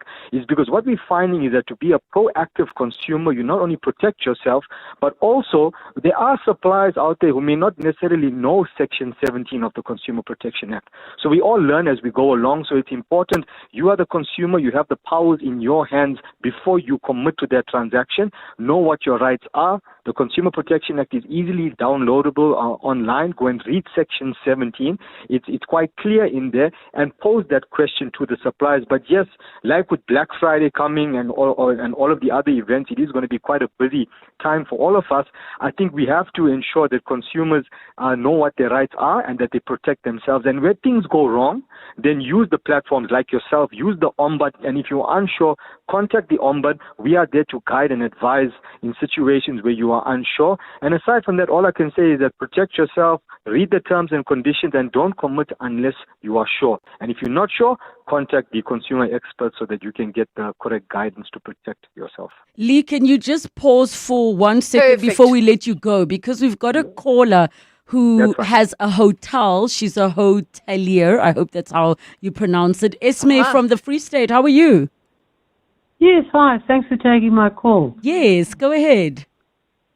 Okay, now, first of all, what I'd like to say is I agree with you completely that each situation is different and it should be handled in a different way. But obviously you need guidelines. Now, we always feel that a hotel room is like a loaf of bread. And you can't sell it tomorrow because it's perished. So if we have a situation whereby somebody makes a booking, you have to look at the time very closely as to when the booking is made and when it is cancelled. So a lot of the problems lie with the booking platforms, like Booking.com and some of the other platforms, which I won't mention, because they haven't been mentioned as yet, because they have their strict regulations. And you are charged a commission by them when the money comes into their account before it comes to you. Oh. So it becomes very complicated when you have to make a refund, because you have to get the money back from the booking agent as well, or the travel agent, get back to the consumer. So I think you have to take this into account, time frame wise, but each particular incident is different. So can I just ask, Esme, are you saying that if somebody books your hotel via Booking.com and a refund is requested, does Booking.com not give you the money, or you have to struggle to get your percentage back from them? You have to struggle most of the time at most of the platforms. You must remember there's many platforms. Yes. There's at least 15 or 20, and they take their monies beforehand. So as the deposits come in, they take their monies, you get that deposit perhaps a week before the booking takes place, and if the booking does not take place, then you would refund your deposit if you needed to, depending on the circumstances. But you'd have to battle to get your interest back or your commission back from those particular booking agents. Yes. All right. And I think that's such a valid thing that you are raising. I mean, before we lose Lee, Wendy, Lee, do you want to weigh in on that feedback from Esme there? Yeah, I mean, the Consumer Protection Act, I mean, we have to be honest and fair here. The Consumer Protection Act doesn't go into detail with schedules as to, specifically when to jump on or to get off, like what figures. And this is something that we have to, almost from the circumstances, get an objective, reasonable outcome that's fair not only to the consumer but also the supplier, so I can totally relate. And also, in the absence of strict guidelines and rules telling platforms that host third-party services that this is what you do and this is what you can't, obviously the application is going to be subjective. It's like asking the question, how long is a piece of string? So until we have that set of guidelines, and maybe it's a call upon industry to come together in maybe the tourism sector that deals with this and say, guys, can we put a guideline in place that doesn't only protect consumers but gives us what minimum expectations are, so then when platforms use local services, they understand that these services are available at these minimum conditions. Is because if you have a national set of compliance that everybody is buying into, then of course platforms hosting these suppliers are going to conform to what the culture and standardized way of doing stuff is. Because I think one of the issues is that a sort of standard of how these cancellation policies are applied and the degree to which refunds are issued is something that needs to be addressed. And maybe it's a charge and a call, like I'm saying, for people like the supplier on the call, to call together industry representatives and regulators and that sort of thing to say, you know what, we do have a problem here. Let's sit and talk, and then we can guide that along the process. And the Ombudsman is also there to assist in any way he can. And we've got another person on the WhatsApp line, Addington from Benoni, who says, if I am to cancel, I cannot pay back the full amount. There are bank charges I incur, so I have to cover those too. And I completely hear the side of the suppliers. But Lee, I know we need to release you. We also need to take a break. So thank you so much for your time and chatting to us. I'm sure we will have you on the show again. Building a life across borders starts with choices. Visas, a second passport, citizenship, your child's education abroad. And sometimes those choices can be overwhelming. For 30 years, Sable International has simplified global mobility, including cross-border tax, forex, and wealth management, helping you make the right choices with expertise and care. Build your future beyond borders. Visit us at sableinternational.com. Access to the internet is vital for any country to grow. That's why the recent 6.75 billion rand digital infrastructure deal that Standard Bank Corporate and Investment Banking facilitated between Telkom and an Actors-led consortium is so transformational for South Africa. It unlocks growth and provides internet access to underserved communities who will now have access to the internet for the very first time. Search CIB Stories of Impact to watch the full story. Standard Bank is an authorized FSP and registered credit provider. T's and C's apply. Who says everyday driving can't be très chic? Rent premium with Sani Sixt now. Own the stylish Citroen C3 later. Yes, that's 3 cars, 3 months, 3 chances to say ooh la la. Just book directly on sani.co.za. Call us or rent at any branch between 1 November and 31 January, and you're automatically entered into the draw. Bon voyage with Sani Sixt and win. T's and C's apply. 702. Nola knows. 10 minutes to 3 o'clock, we continue with our consumer rights feature, Nolan Knows, together with Wendy Nola. 011 883 0702 and the WhatsApp line 072 702 1702. And we go to Mahalia in Auckland Park. Hi, Mahalia. Hi, how are you doing? Good, thanks, and you? Good. I just have a question. 2 years ago, I had an incident. My bestie and I were supposed to go to Turkey on holiday. And then she had an emergency, she was scheduled for an emergency backup, but after we booked our tour, I went back to the travel agent, gave them the story. I took all the necessary documentation, everything to them. And this was about 2 months before we had to leave. They refused to accept it. they said, okay, they'll give us the cancellation, but it was a fraction of what we paid. And then they said, okay, then you have to fly within the year. You have to go on the holiday within the year. But she could not travel for a full year. And the letters were there, everything, and they just refused to. The money that we received back was, it was painful. I don't use them as a rule. I just need to know, how does this work? Must she first die? That is very sad. And it's a very, very popular. And, it's for young guys. An affordable holidays, but it was brilliant. But I would never use them again. I just need to know. So for you, it's the fact that there was a valid reason that this person. There was valid. I even said to them. So if I can jump in here, Mahalia. Okay. Yes, Wendy. No. Yes. So I was very glad that Lee mentioned that. So the Act does say, in talking about a reasonable cancellation penalty, that there can be no deductions if the cancellation was made by the person or for whom the person that was going to travel they had to be hospitalized or if they died. So hospitalization with proof of admission, etc., and the procedure that had to be done. Everything. No, that's illegal. I would say, you said it was a while ago. How long ago was it? But I tried to. It was 2 years ago. I tried to. I even wrote an email to you. Oh, and I never had a response. Yeah, so remember, I'm sorry. Yeah, Mahalia, Wendy's inbox is absolutely inundated. But what I'm going to do, I know. I do understand that. Stay on the line. I'm passing you back to our producer. Give her your details. And then Wendy can search that mail, but also just in case, forward it and put 702 in the subject line. Let's see how we can assist in that one and maybe something can be done. Kenneth from Kramerville, hi.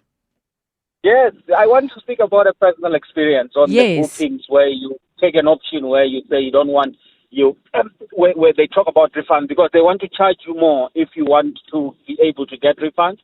I said I don't want to take that option, so I was taking a chance. But I had to cancel my trip because there was something that was forcing me not to travel. So I simply emailed the hotel and booking.com. and tell them that I'm no longer traveling because of this reason.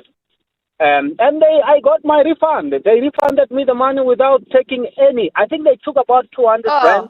But if you look at 200 rand, my booking was around 30,000 rand. I was going to Europe, so they paid me back my money without any hassle. There was no problem at all. That's good to know. Why don't you name them for us? Because you're giving them love. I beg your pardon? Tell us the name because you're showing them love. Yes. You mean the name of the hotel? The company that refunded you, the third-party app. Yeah, so I was refunded by bookings.com. Ah, okay. So you do. Thank you so much, Kenneth, for sharing that. So when do you get the situations where booking.com comes to the table? Remarkable, and the hotel, because they don't do it without the partner hotel, and it is remarkable because he paid the lower fare without that protection. But even though you didn't really need to in the scope of the Consumer Protection Act, right? But I just wanted to make a comment in Tato's case with that Sea Point Hotel. She said that they were pushing back because they said they would lose their commission to Booking.com. So that obviously is a thing, and I would argue. Ideally, the booking platform should come to the party and say when it's a valid cancellation and, like in this case, immediately done, then they should pay back the commission as well. But if they don't, which they're probably not going to, I would say it would be fair to deduct that commission from the refund. Fair is fair because you shouldn't leave the company in a zero situation. Bank fees, I think, is questionable because the consumer also has bank fees to pay when making payments. But I would say certainly I would have said it would have still been a fair outcome if the hotel had deducted their commission. But then it would, you don't want them to, pad the amount and say it was this when the consumer doesn't know how much it was. So it requires some honesty on their side as well. But I think fair is fair. I'm not comfortable with them paying money for zero income when it wasn't their fault either. So that's something we can look at with the Ombuds office and see if we can't get some clarification, some guidance out of them. Because I can say what I want, but it's nice to have it with the regulator, with the Ombuds, to say this is our guidance, this is what we think should happen. So I'll follow that up. Okay, perfect. And then very quickly, Wendy, we have less than a minute, but I thought this is a quick one. A listener says, I'm sitting with a problem. I purchased a washing machine and TV online over the weekend. The products were delivered yesterday. Today, I've washed my clothes only to see that the machine wash cycle washes like it's rinsing and not washing. My one top even came out with the stains not caused by me. I've called them to return, but she's being told you can't return it if you've used it. But how was I supposed to have known if there's a problem with the machine if I didn't use it? Now, as far as I know, Wendy, that is not accurate. It's not accurate. She's confusing two things. So you get, with online purchases, unless it's accommodation and a few other things, you get a 7-day cooling off period in which to send it back for no particular reason, but it has to be resaleable, right? Because you've changed your mind. However, if there's a defect, we now go into CPA section 56, where you've got 6 months if a defect arises to send it back. So then they don't train these agents properly. Then we're not talking cooling off period. Then we're talking a return in terms of section 56 of the CPA. So she needs to get back to them and say, this is a defect. So I've got 6 months to do this. Please uplift the machine at your cost. Yes. And they should be giving the option to fix it or replace it. And then if there are any additional issues, or if they're continuing to say, well, you've used it, there's nothing we can do about it, please get in touch with us again, and we will make sure that is addressed. Wendy Nola, thank you so much. Back together next week. Thank you. Bye-bye. The G20 Summit coming to Johannesburg is a stepping stone towards a brighter future for the city.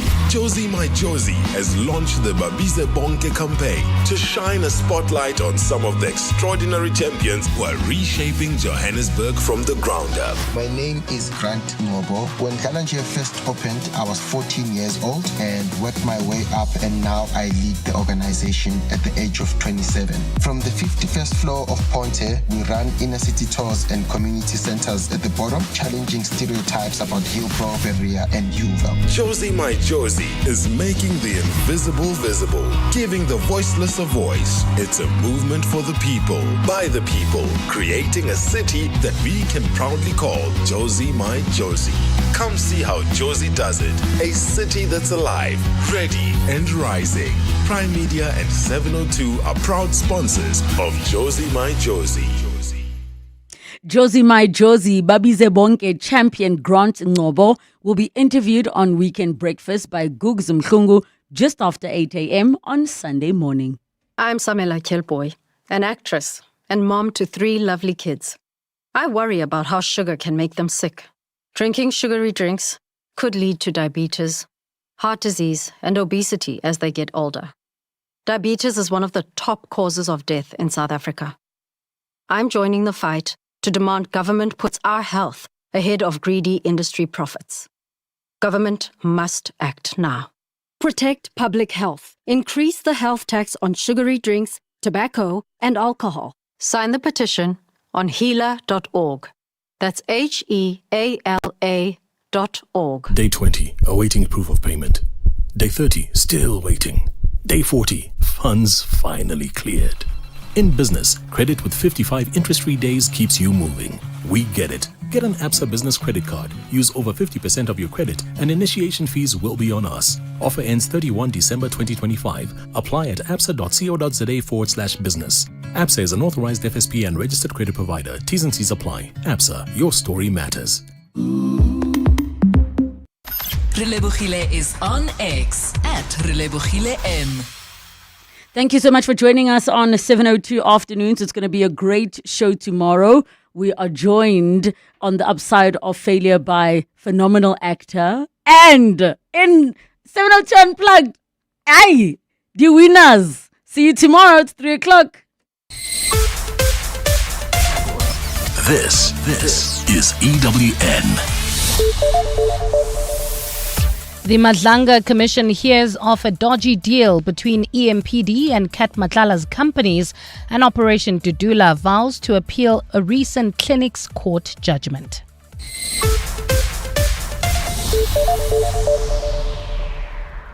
Good afternoon, I'm Bali Dlamini. Suspended Ekurhuleni Metro Police head Isaac Mabotja has provided details of a dodgy deal that resulted in an agreement between EMPD and two companies belonging to criminally accused Vusimuzi Cat Matlala. Mabotja is currently testifying before the Madlanga Commission of Inquiry sitting in Pretoria.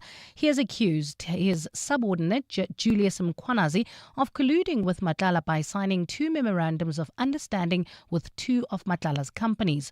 Oren Singh reports. Details of how criminally accused tender tycoon Vusimuzi Cat Matlala managed to enter into a working relationship with the Ekurhuleni Metro Police has been revealed at the Madlanga Commission of Inquiry. Suspended head of EMPD, Isaac Mabotja, who himself faces an internal probe of sexual misconduct, claims the current EMPD acting head, Julius Mkhwanazi, had forged two fraudulent memorandums of understanding with two of Matlala's companies and signed them.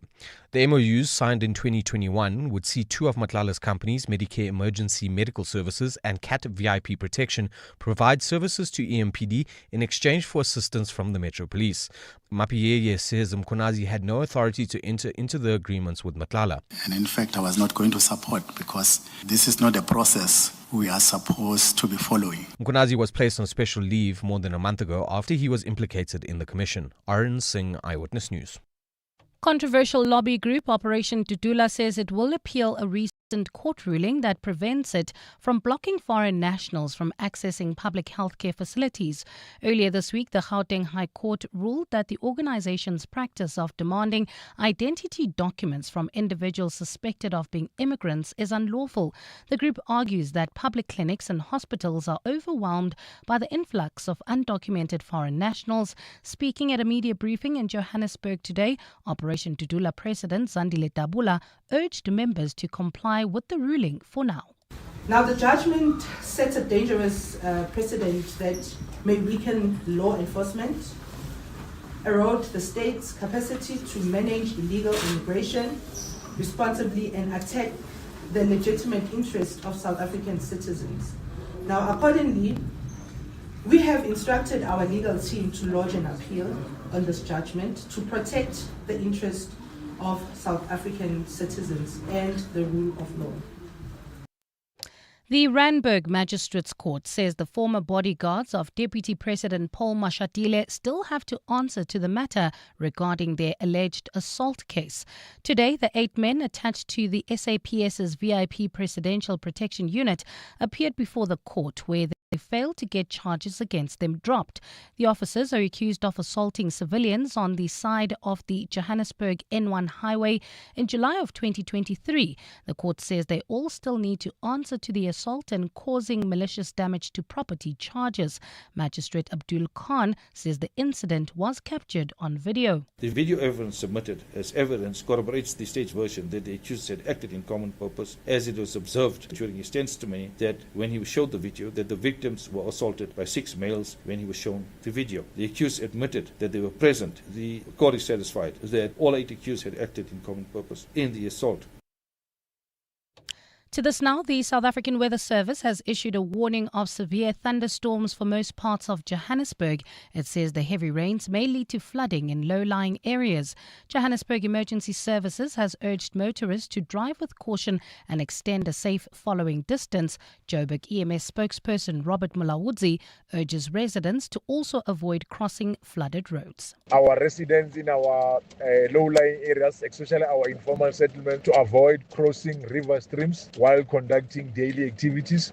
From our side as the City of Johannesburg Emergency Management Services, we remain on high alert together with our Aquatic Rescue Unit, which is a specialized team which responds to water-related emergencies. And France is calling on the European Union to sanction online retail giant Shein. This follows uproar over its sale of childlike sex dolls on its French website, as well as the opening of its first brick-and-mortar store in the world in Paris. French ministers say the EU must take action immediately, especially since it's been looking into the Chinese-founded company over risks linked to illegal products. Gold is trading at $4,012.72 an ounce. The rand is at 17.37 to the dollar, 22.72 to the pound, 20.02 to the euro, and Brent crude oil is at $63.52 a barrel. On the N1 North, there's a crash after the Golden Highway. The right and centre lanes are still closed, and there's a crash at 14th Avenue with the two centre lanes obstructed. And if you're on the N12 East, there's a crash where a vehicle overturned after Kamora Street with the right lane closed. In your sport, the latest from the second ODI between Pakistan and South Africa. Siya Kolisi to earn his 100th Springbok cap against France, and Masindi Nematangela earns his maiden Bafana Bafana call-up. It's a cloudy afternoon in Gauteng today with scattered showers and thundershowers in some parts. Temperatures have peaked at highs of between 25 and 27 degrees. The top story in EWN this hour, suspended Ekurhuleni Metro Police head Isaac Mapiyeye has provided details of a dodgy deal which resulted in an agreement between the EMPD and two companies belonging to Vusimuzi Cat Matlala. EWN, in touch, in tune, and independent. For the latest, visit ewn.co.za or download the EWN app.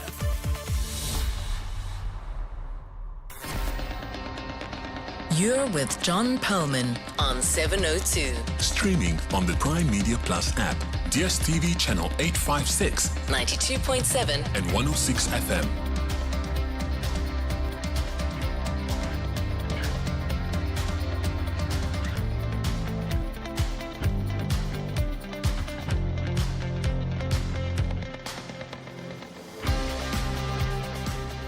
Very good afternoon, everyone. It is 7 minutes past 3 on Thursday, the 6th of November. This is 702 Drive with me, John Perlman. Wherever you're listening to us in 702 land, welcome to the show. And if you're driving, please stay as safe as you can. How do the courts decide when individuals are too unwell to serve jail time? We ask this in the light of Angelo Agrizzi, formerly of the company Busasa, pleading guilty to money laundering and corruption. He won't serve any part of a 10-year sentence in jail. So, how do the courts decide on that? That's story after 5 o'clock. Some other stuff we're covering. Places at the start line for next year's Comrades Marathon were up for grabs this week and all gone in just 10 hours. What happened last year? The entries eventually closed, I think after a good few days. Was it 6 or 7?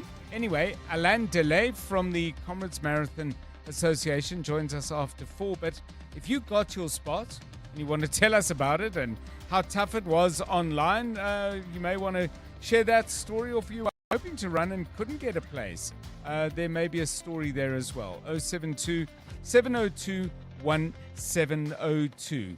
And how much of your stress could be due to scrolling through social media and immersing yourself in bad news? Well, there is a study into what many people call doom scrolling that's been done at the University of the Free State.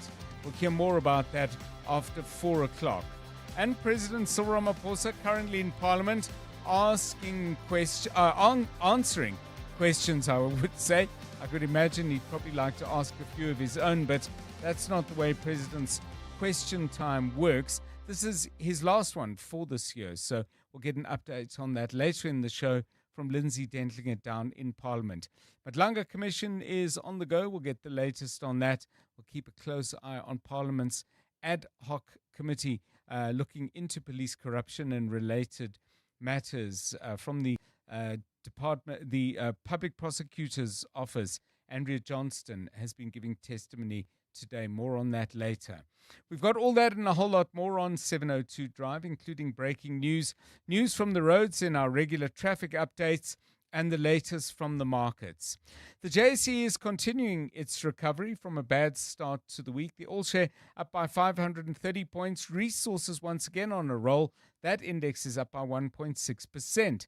Gold price stronger today, currently back above $4,000 an ounce, 4,011 to be precise. There are a few cents involved in that, but fundamentally the gain, $32 on the back of yesterday's gain, which was closer to 38. Some standout shares today: Sappi up by 7.6%, DRD Gold by 5.3%, reflecting that surge in the gold price. Sibanye Stillwater, mix of platinum and gold, up by 4.6%. Not such a good day for financial shares, it should be mentioned. That index down by 0.56%. First Rand is off by 3.8%. The Rand is currently trading at 17.36 against the US dollar, 4 cents better than this time yesterday. A euro will cost you 20 Rand and 1 cent, again 4 cents better, and 22 Rand 71 will get you a pound. Oil price up by 34 cents. Brent crude currently trading at $63.82 a barrel. Stephen Curtis joins us with all the details at 4:25. We'll have sport with Tolakele Mganga. Mbali Dlamini has the latest news headlines. Charlene Leroux is keeping an eye on the roads. And if you're in Joburg or anywhere in Gauteng, that's going to be particularly important. Charlene with us in about 5 minutes' time. Less maybe. This is 702 Drive.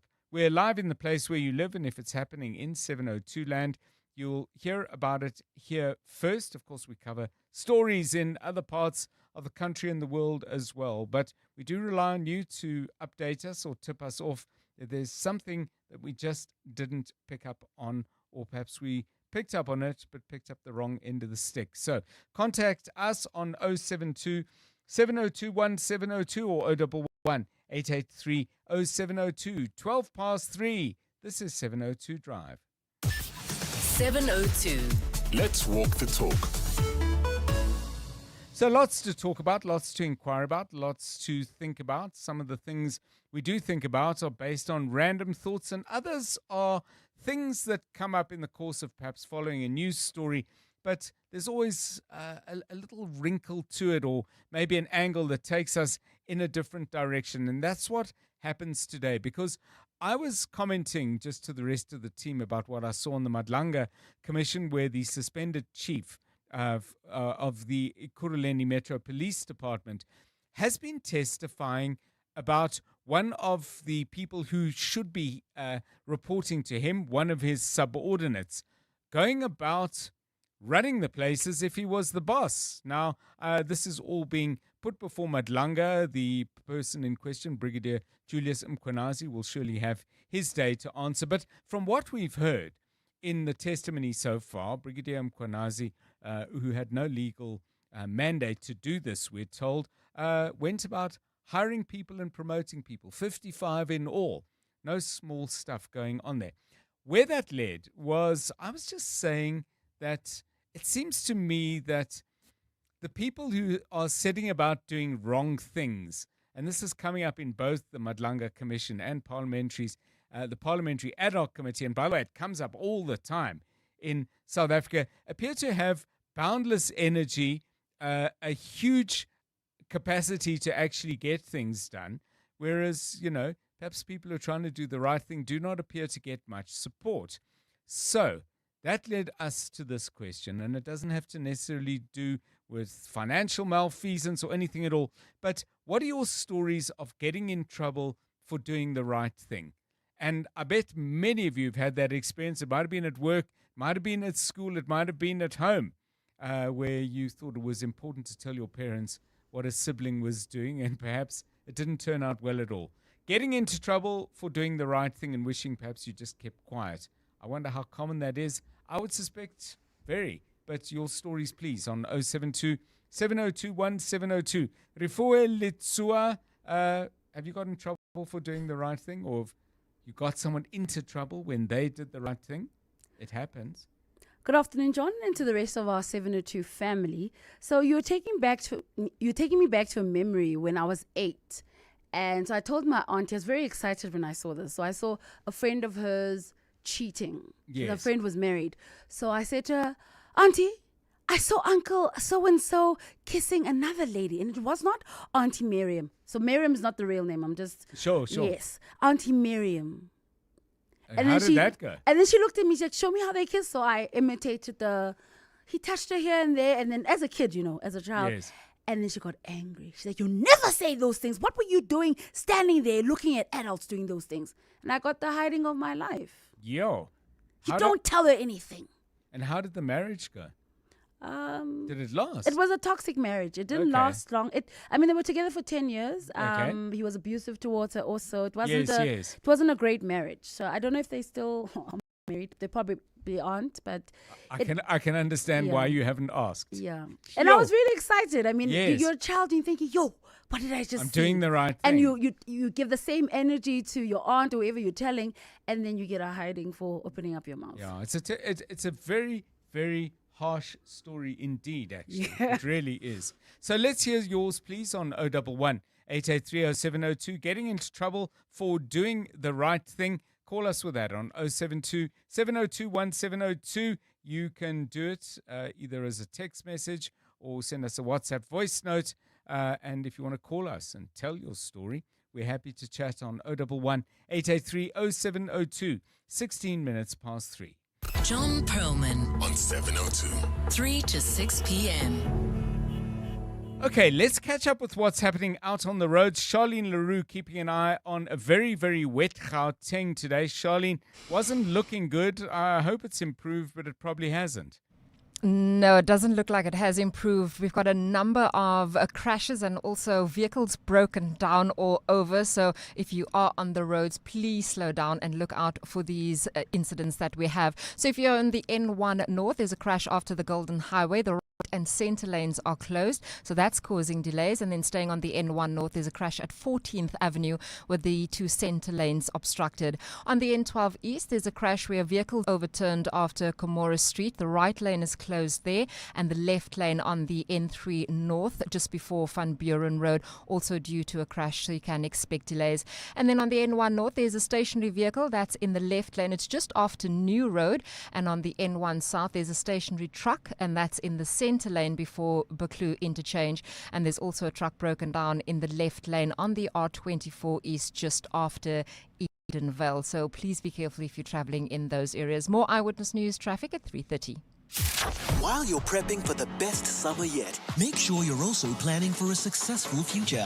702 Drive with John Perlman chats to Liberty Financial Advisor Sheila Ann Roby to find out how. Risk is always the foundation of any good financial plan, obviously being your insurance cover, because none of the goals and dreams that you have in place come to fruition if something devastating actually happens to you. So good risk planning, building a good emergency savings, getting your budget, and then doing estate planning, drafting a will, making sure there's provisions for tax, etc. Visit primemediaplus.com for the full interview with Liberty on 702.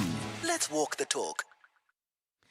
Get ready, South Africa. Mzansi Ballet proudly presents Sean Bovim's Private Presley the Ballet, a spectacular reimagining of the life and legend of Elvis Presley.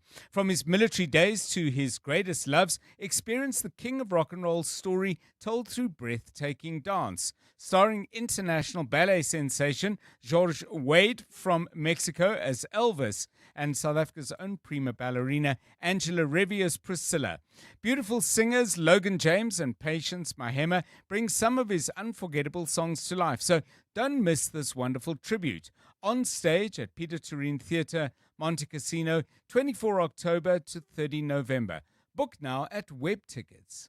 It all starts with FNB Private. Diversify your portfolio to grow your wealth. Gain global exposure through shares or unit trusts on the FNB app. Tap into international investments and tax-efficient offshore trusts to build your legacy. Unlock invaluable with FNB Private. Help changes everything. FNB, a division of First Rand Bank Limited, an authorized FSP and credit provider. FNB International Trustees, FNB IT registration number 3080. Licensed by the Guernsey Financial Services Commission to conduct fiduciary business. T's and C's apply. Who says everyday driving can't be très chic? Rent premium with Sani 60 now. Own the stylish Citroen C3 later. Yes, that's 3 cars, 3 months, 3 chances to say ooh la la. Just book directly on sani.co.za. Call us or rent at any branch between 1 November and 31 January, and you're automatically entered into the draw. Bon voyage with Sani Sixt and win. T's and C's apply. 702. WhatsApp John on 072 702 1702. How's it, John? With regards to the question, how do courts decide medical parole and medical fitness to serve jail time, I would suggest that we go knock on the door of Shabir Sheikh to find out how that happened. There's also a story that just vanished into thin air. Have a good one. Yeah, thanks for that. I mean, we were chatting about that earlier, and there were some questions asked about the grounds as well, under which former President Jacob Zuma also got out on medical parole.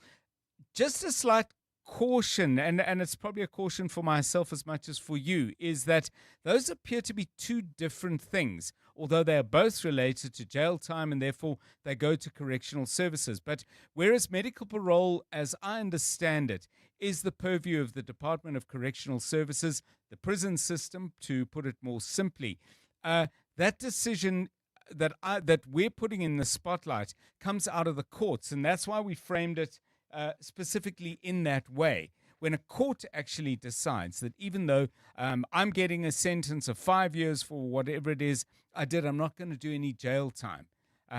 Who decides that, and on what grounds? And if you are somebody who's not in particularly great health, but not in a position to bring in, as I would imagine Angelo Agrizzi was, to bring in a battery of specialists and medical experts to testify in your part. I mean, how often does it happen that people who perhaps are similarly in bad health, if indeed, and clearly the court did accept all the evidence put forward in regard to Mr. Agrizzi, but, you know, if you're not able to marshal those arguments and those facts, where does that leave you? I'd be interested to know.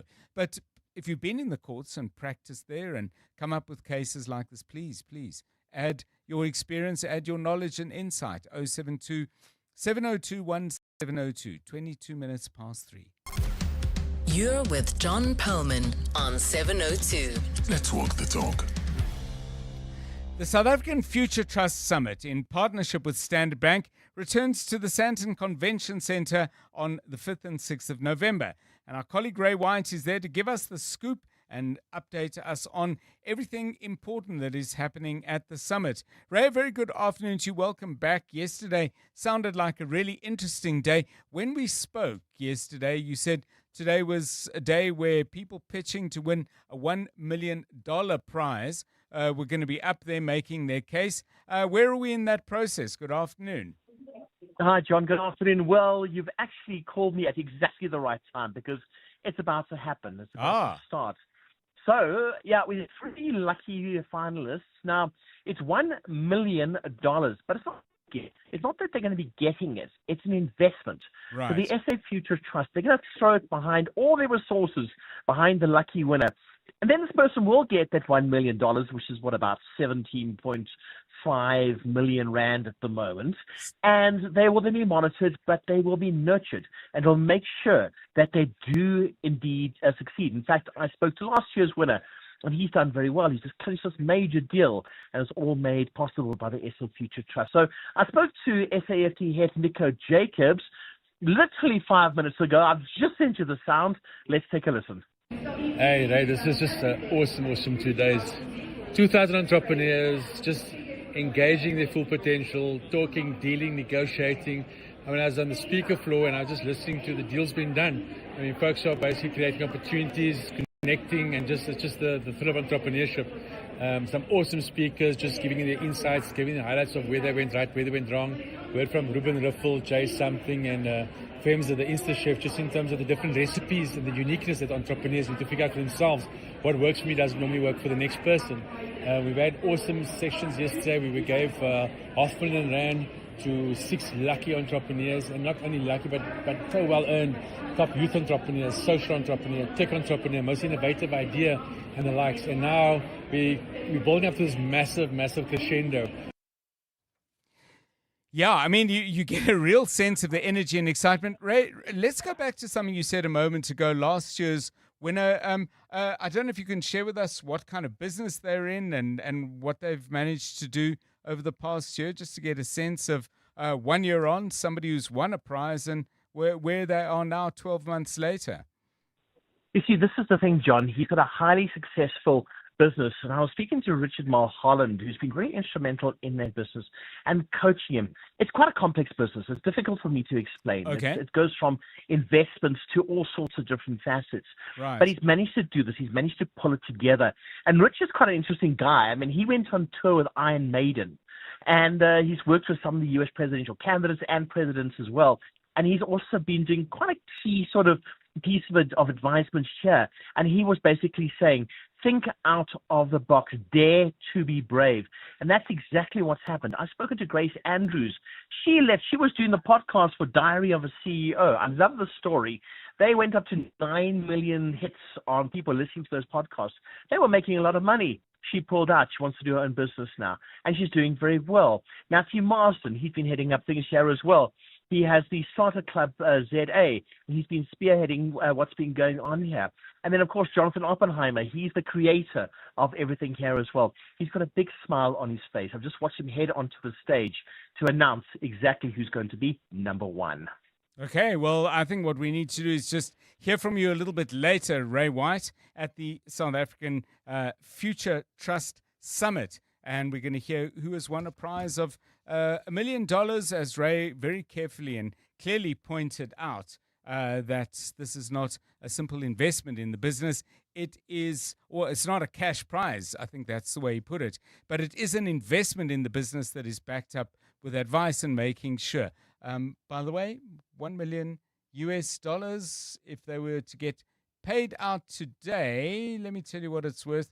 I mean, we could just say a lot, because it is a lot, but it would be roughly 17,346,000 rand. So yeah, you could also call it a lot. It's 27 minutes past 3. You're with John Perlman on 702. Still to come on 702 Drive, not quite a competition, more like a challenge of a different kind. The glass recycling company is having a day in which they encourage people to just make sure you recycle as much glass as possible. And Kate Kenny, spokesperson for the glass recycling company, I spoke to her earlier. She has some very interesting facts and some compelling arguments as well as to why this is in all of our interests, but there are some prizes to win there as well. 28 minutes past 3. John is on X at John Perlman. Right, later in the show, we're going to chat to Ntabiseng Dubazana, a lawyer director at Dubazana Attorneys. What counts as too ill to serve jail time? We'll get an in-depth perspective on that from Ms. Dubazana. That's a little later, but let's get an update or just a clear framing of the court matter that prompted us to set up that interview after 5. Former COO of the company, Bosasa Angelo Agrizzi, has effectively avoided jail time. He's entered into a plea deal with the state. He's pled guilty to charges of corruption and money laundering, sentenced to 10 years. It's wholly suspended for 5 years, and he will in return be cooperating with the NPA. So let's get more on this with Khomotso Modise, our EWN colleague who was in court. Khomotso, a very good afternoon to you. My understanding is the presiding judge really interrogated very closely the arguments for some kind of medical consideration of how Mr. Agrizzi should serve the term to which she had decided was fit, 10 years. What kind of questions was she asking and what kind of answers did she get? Well, John, I must clarify that the sentence that's been handed down here is 10 years for each count. Oh, so, okay. So these it's are a lot of years. Yes. So these are, he was facing 4 counts. These are 3 counts of corruption and 1 of money laundering. And he's been sentenced to 10 years each, wholly suspended for 5 years. That means he's not going to jail. And in return, there are conditions to the sentence, and those conditions include that he needs to cooperate with the NPA and the investigating directorate in their investigation into Bosasa related corruption, which he is committed to doing. But yes, absolutely, Judge Papi Musopa, I had a lot of questions to ask both the prosecutor and the defense. In fact, the prosecutor and the defense were both backing this plea agreement, motivating quite strongly, and the basis of their motivation, John, is the fact that Angelo Agrizzi is unwell. And he cannot, or there is no facility in the country that can take care of him in the state that he's in while he serves a prison sentence. But they've also really, pointed out the fact that he's a whistleblower, has been perceived to be such. We heard his lawyer saying he's been perceived to be a whistleblower by the media, by the public, and he's cooperated so far, and he's willing to cooperate with authorities in their investigation into Bosasa corruption. So that's the big part of the judgment, the fact that he must cooperate and testify truthfully, John. If he fails to do so, and if he commits similar crimes like theft, corruption, fraud, then he would really be in breach of this agreement, and he would then have to serve a physical jail term. Well, whatever they may have said about the public and the media perceiving him as a whistleblower, they can remove my name. So the public, the media, -1. I don't get that, I have to say, because it was very, very clear, it seemed to me, from the Zondo Commission, that he didn't exactly come bursting forward saying, well, there's all this terrible stuff going on at Bosasa and I want out and I want to clean it up. Absolutely. He was in a position where the things he had been involved in and facilitated and perhaps even masterminded in some instances was going to see the light of day, and he took what some people would say would be a prudent decision. I mean, was the judge buying whistleblower? Because if she wasn't, that's two of us. Yes. And maybe a few more. You and I too, John. Judge Papi Mosopa really pointed out the fact that the corruption had been 6 years since the said corruption. And Agrizzi hadn't come forward. And he said, was he being a whistleblower then? Was he cooperating then? What took him so long to come forward was essentially his question.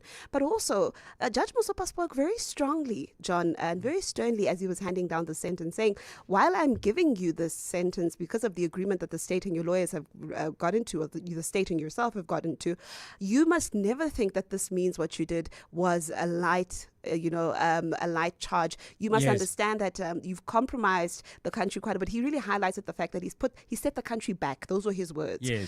In the acts of corruption that he's done. And this should not be perceived or seen to be a light sentence at all, nor should it be seen as some sort of condemnation to say that what he did was right or correct. Okay, well, I'm sure many of you have views on that. As I said, we're going to go into the principles around which a decision like that is made. And if, for example, you've got a highly skeptical judge, but the prosecution on the one hand and the defense team have reached an agreement, can the judge say, hey, I'm not having this. You guys may have agreed, but you didn't ask. Well, you did ask me, and I'm saying no. More on that after 5 o'clock. But if you've got a view or direct experience of this kind of thing, please do call us. 011 883 0702, 27 minutes to 4.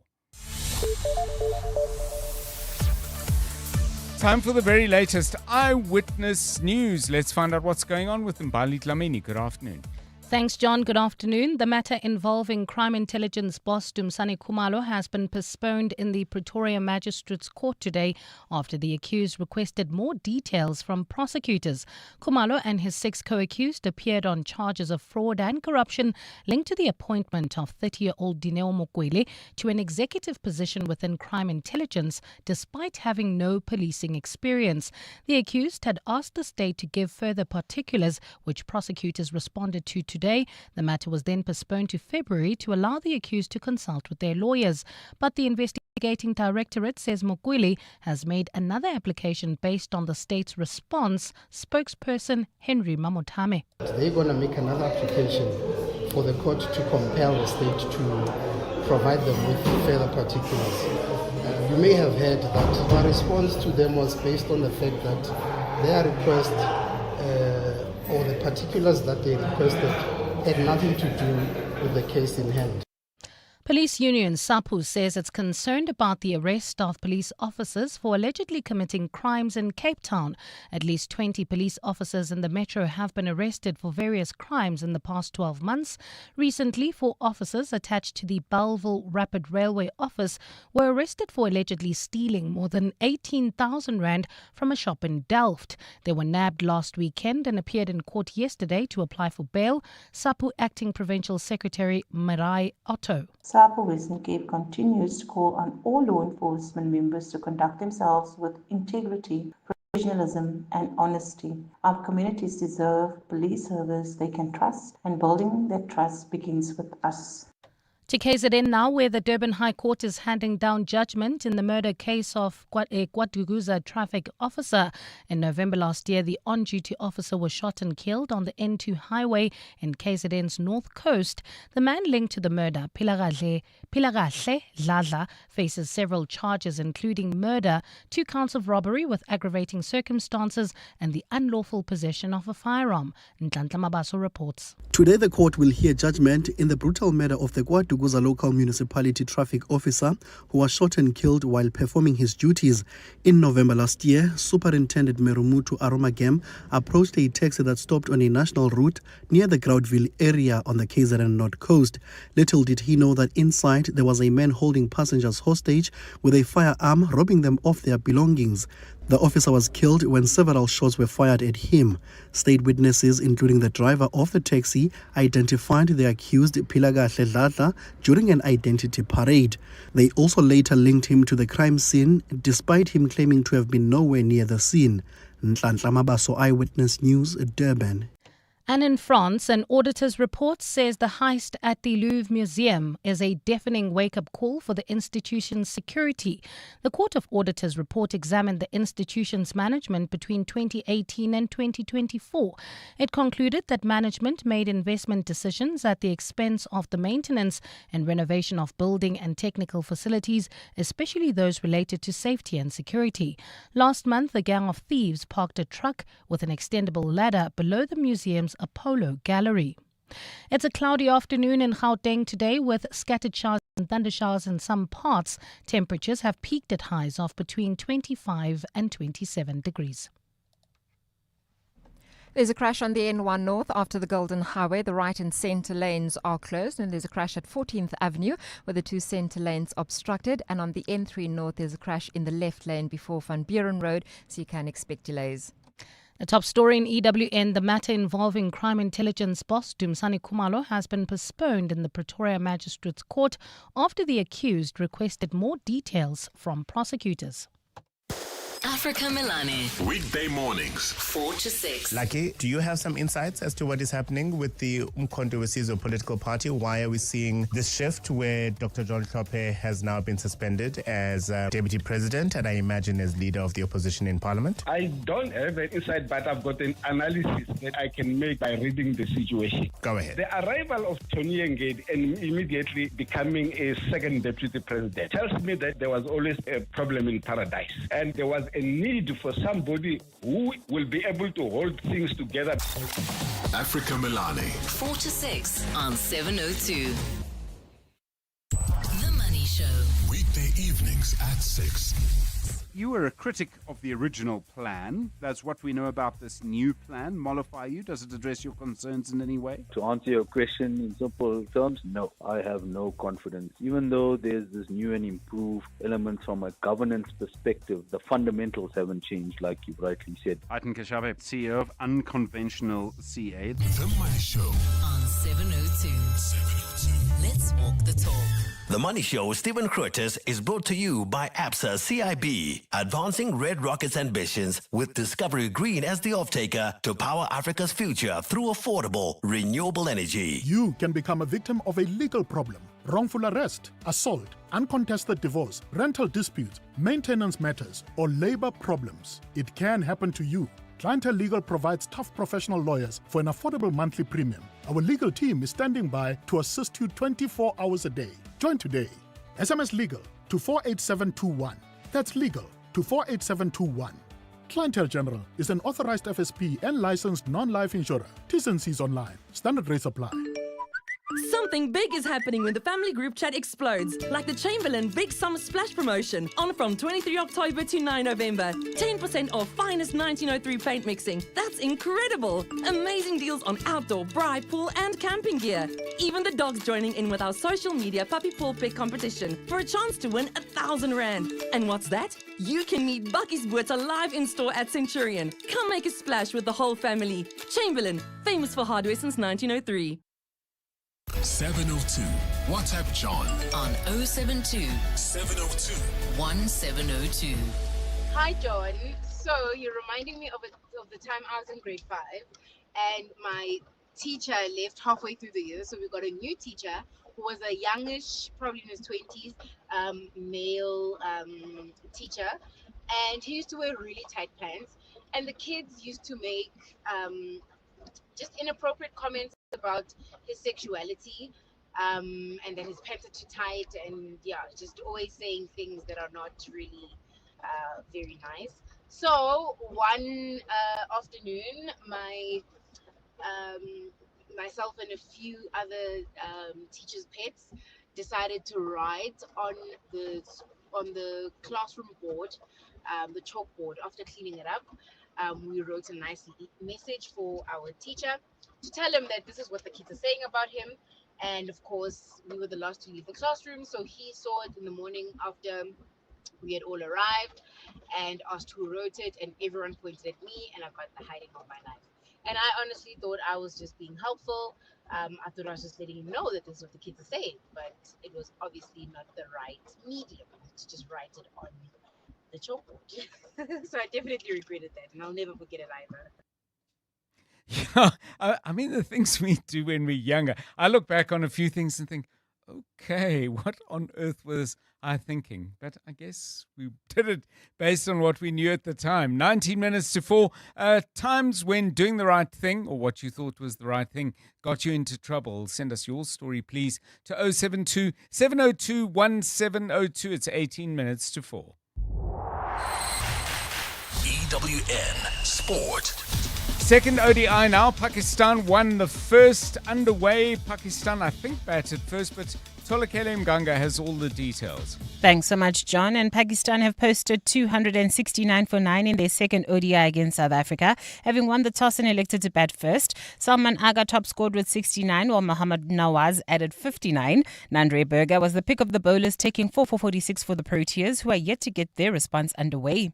Switching over to rugby, where Siya Kolisi will become the 9th Springbok centurion when he leads South Africa out against France on Saturday, while Rassie Erasmus takes charge of his 50th test as head coach. As for the team, Buan Fenter replaces Oxenchair at loosehead prop, while Thomas du Toit, Ebert Netzebeth, Peter Steph du Toit and Damien Willemsel all return. The only change among the replacements is Achia Sneeman moving from the starting to 15 to the bench in place of Gwacha Smith, who's carrying a niggle. I like Boone has played already 5 test matches for us. To put him there with Malcolm and Thomas, we'll rather let him swim in this tough river here, which is a great field where it's almost said it the same with Zach when he played last weekend. You'd rather have him there in the start and see how he managed. We really rate Boone highly. It's unfortunate that we lost Jan Hendrik being suspended, and then obviously also lost Ox with off the ball tackle. And Masindi Nematengela has earned his first Bafana Bafana call-up for their friendly against Zambia on the 15th of November in Gqeberha. He's one of 9 Orlando Pirates players who feature in the 23-man squad.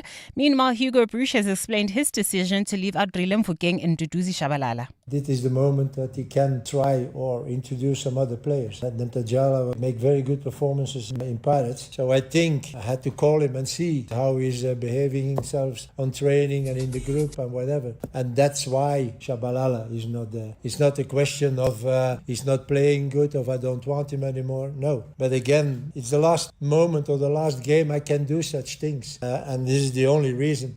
In the Bedway Premiership, Mamelodi Sundowns returned to winning ways as they beat TS Galaxy 1-0 to go 3 points clear at the top of the table.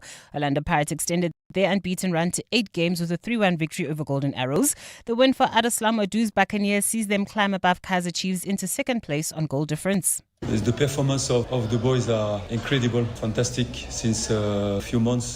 The consistency, the way that we want to attack, the way that we want to defend is just fantastic, and the team spirit as well. I think we don't reach this kind of performance without a fantastic spirit, and I have to give credit to the atmosphere, to the team spirit that we have in the club.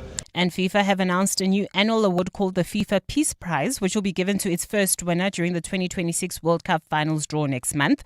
Football's world governing body say the award was created to reward individuals who've taken exceptional and extraordinary actions for peace.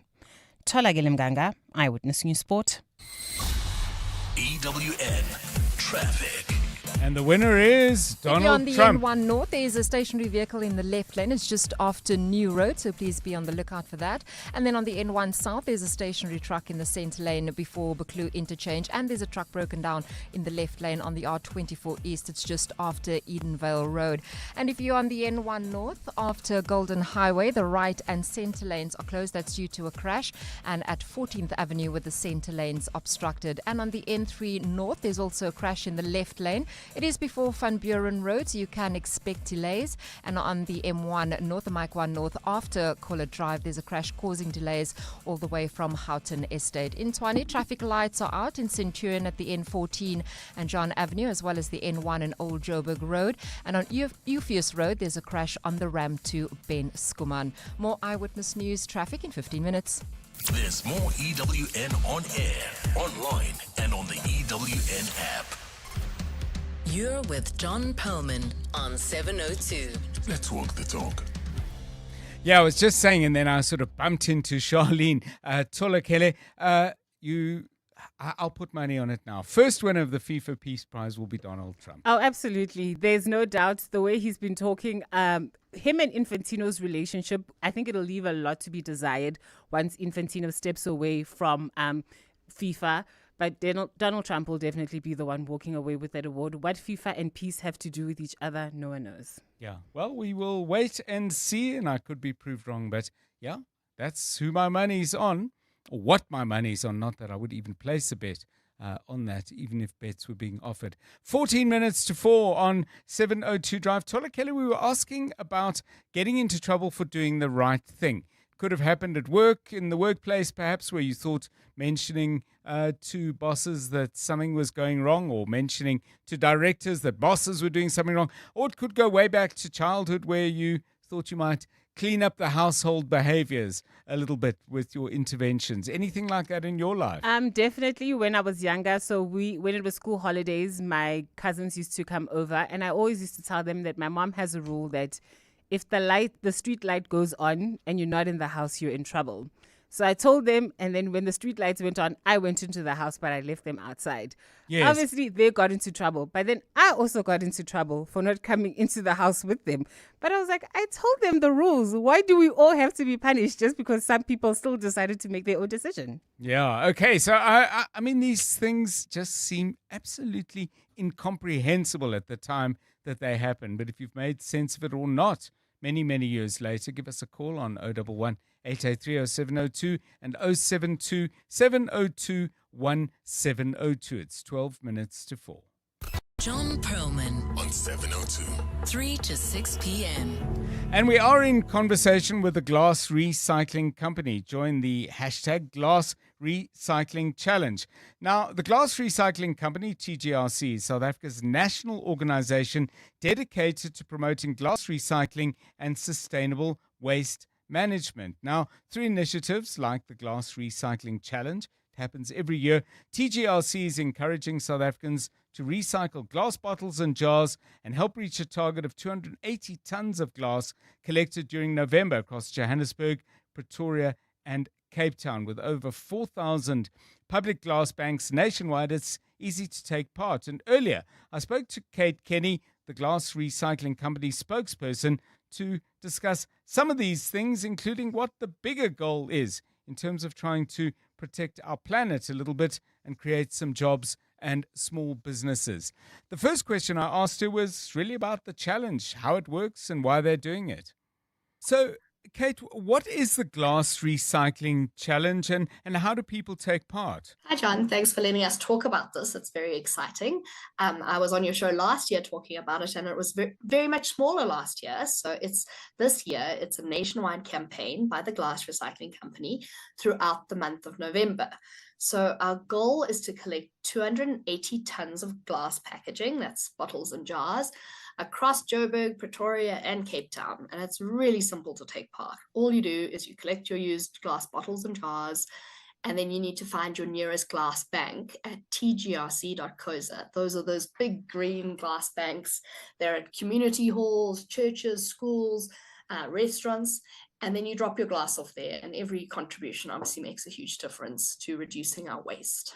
So let's look at the bigger picture, the question then. I mean, why is glass recycling so important? I suppose on one level it's obvious, but I'm sure there's some numbers that reinforce the core message. Yeah, I mean, at the end of the day, glass is 100% recyclable. So that's pretty amazing. It can be recycled endlessly without losing quality. So, and then in the process of recycling, we're saving energy, we're conserving natural resources, and it's keeping this valuable material out of landfill. At the end of the day, our landfills are filling up, and landfill space is limited. And glass recycling is one of the most practical ways to reduce our environmental footprint and move closer to our national sustainability goals. So as you're going about the challenge, you will talk in a moment about how people can win some prizes. But in fact, my understanding is that the challenge is part of a drive that supports jobs and actually gives small businesses some opportunities. Yes, I mean, South Africa is an interesting recycling country. So we obviously have the informal collectors, and whether that's the waste connectors and the waste pickers or the small entrepreneurs who earn an income through this recyclable material. But we also have sort of a tier above that in terms of the small entrepreneurs, the bucky brigades, those with trucks and other things. And the glass recycling company puts the infrastructure in place to facilitate glass recycling.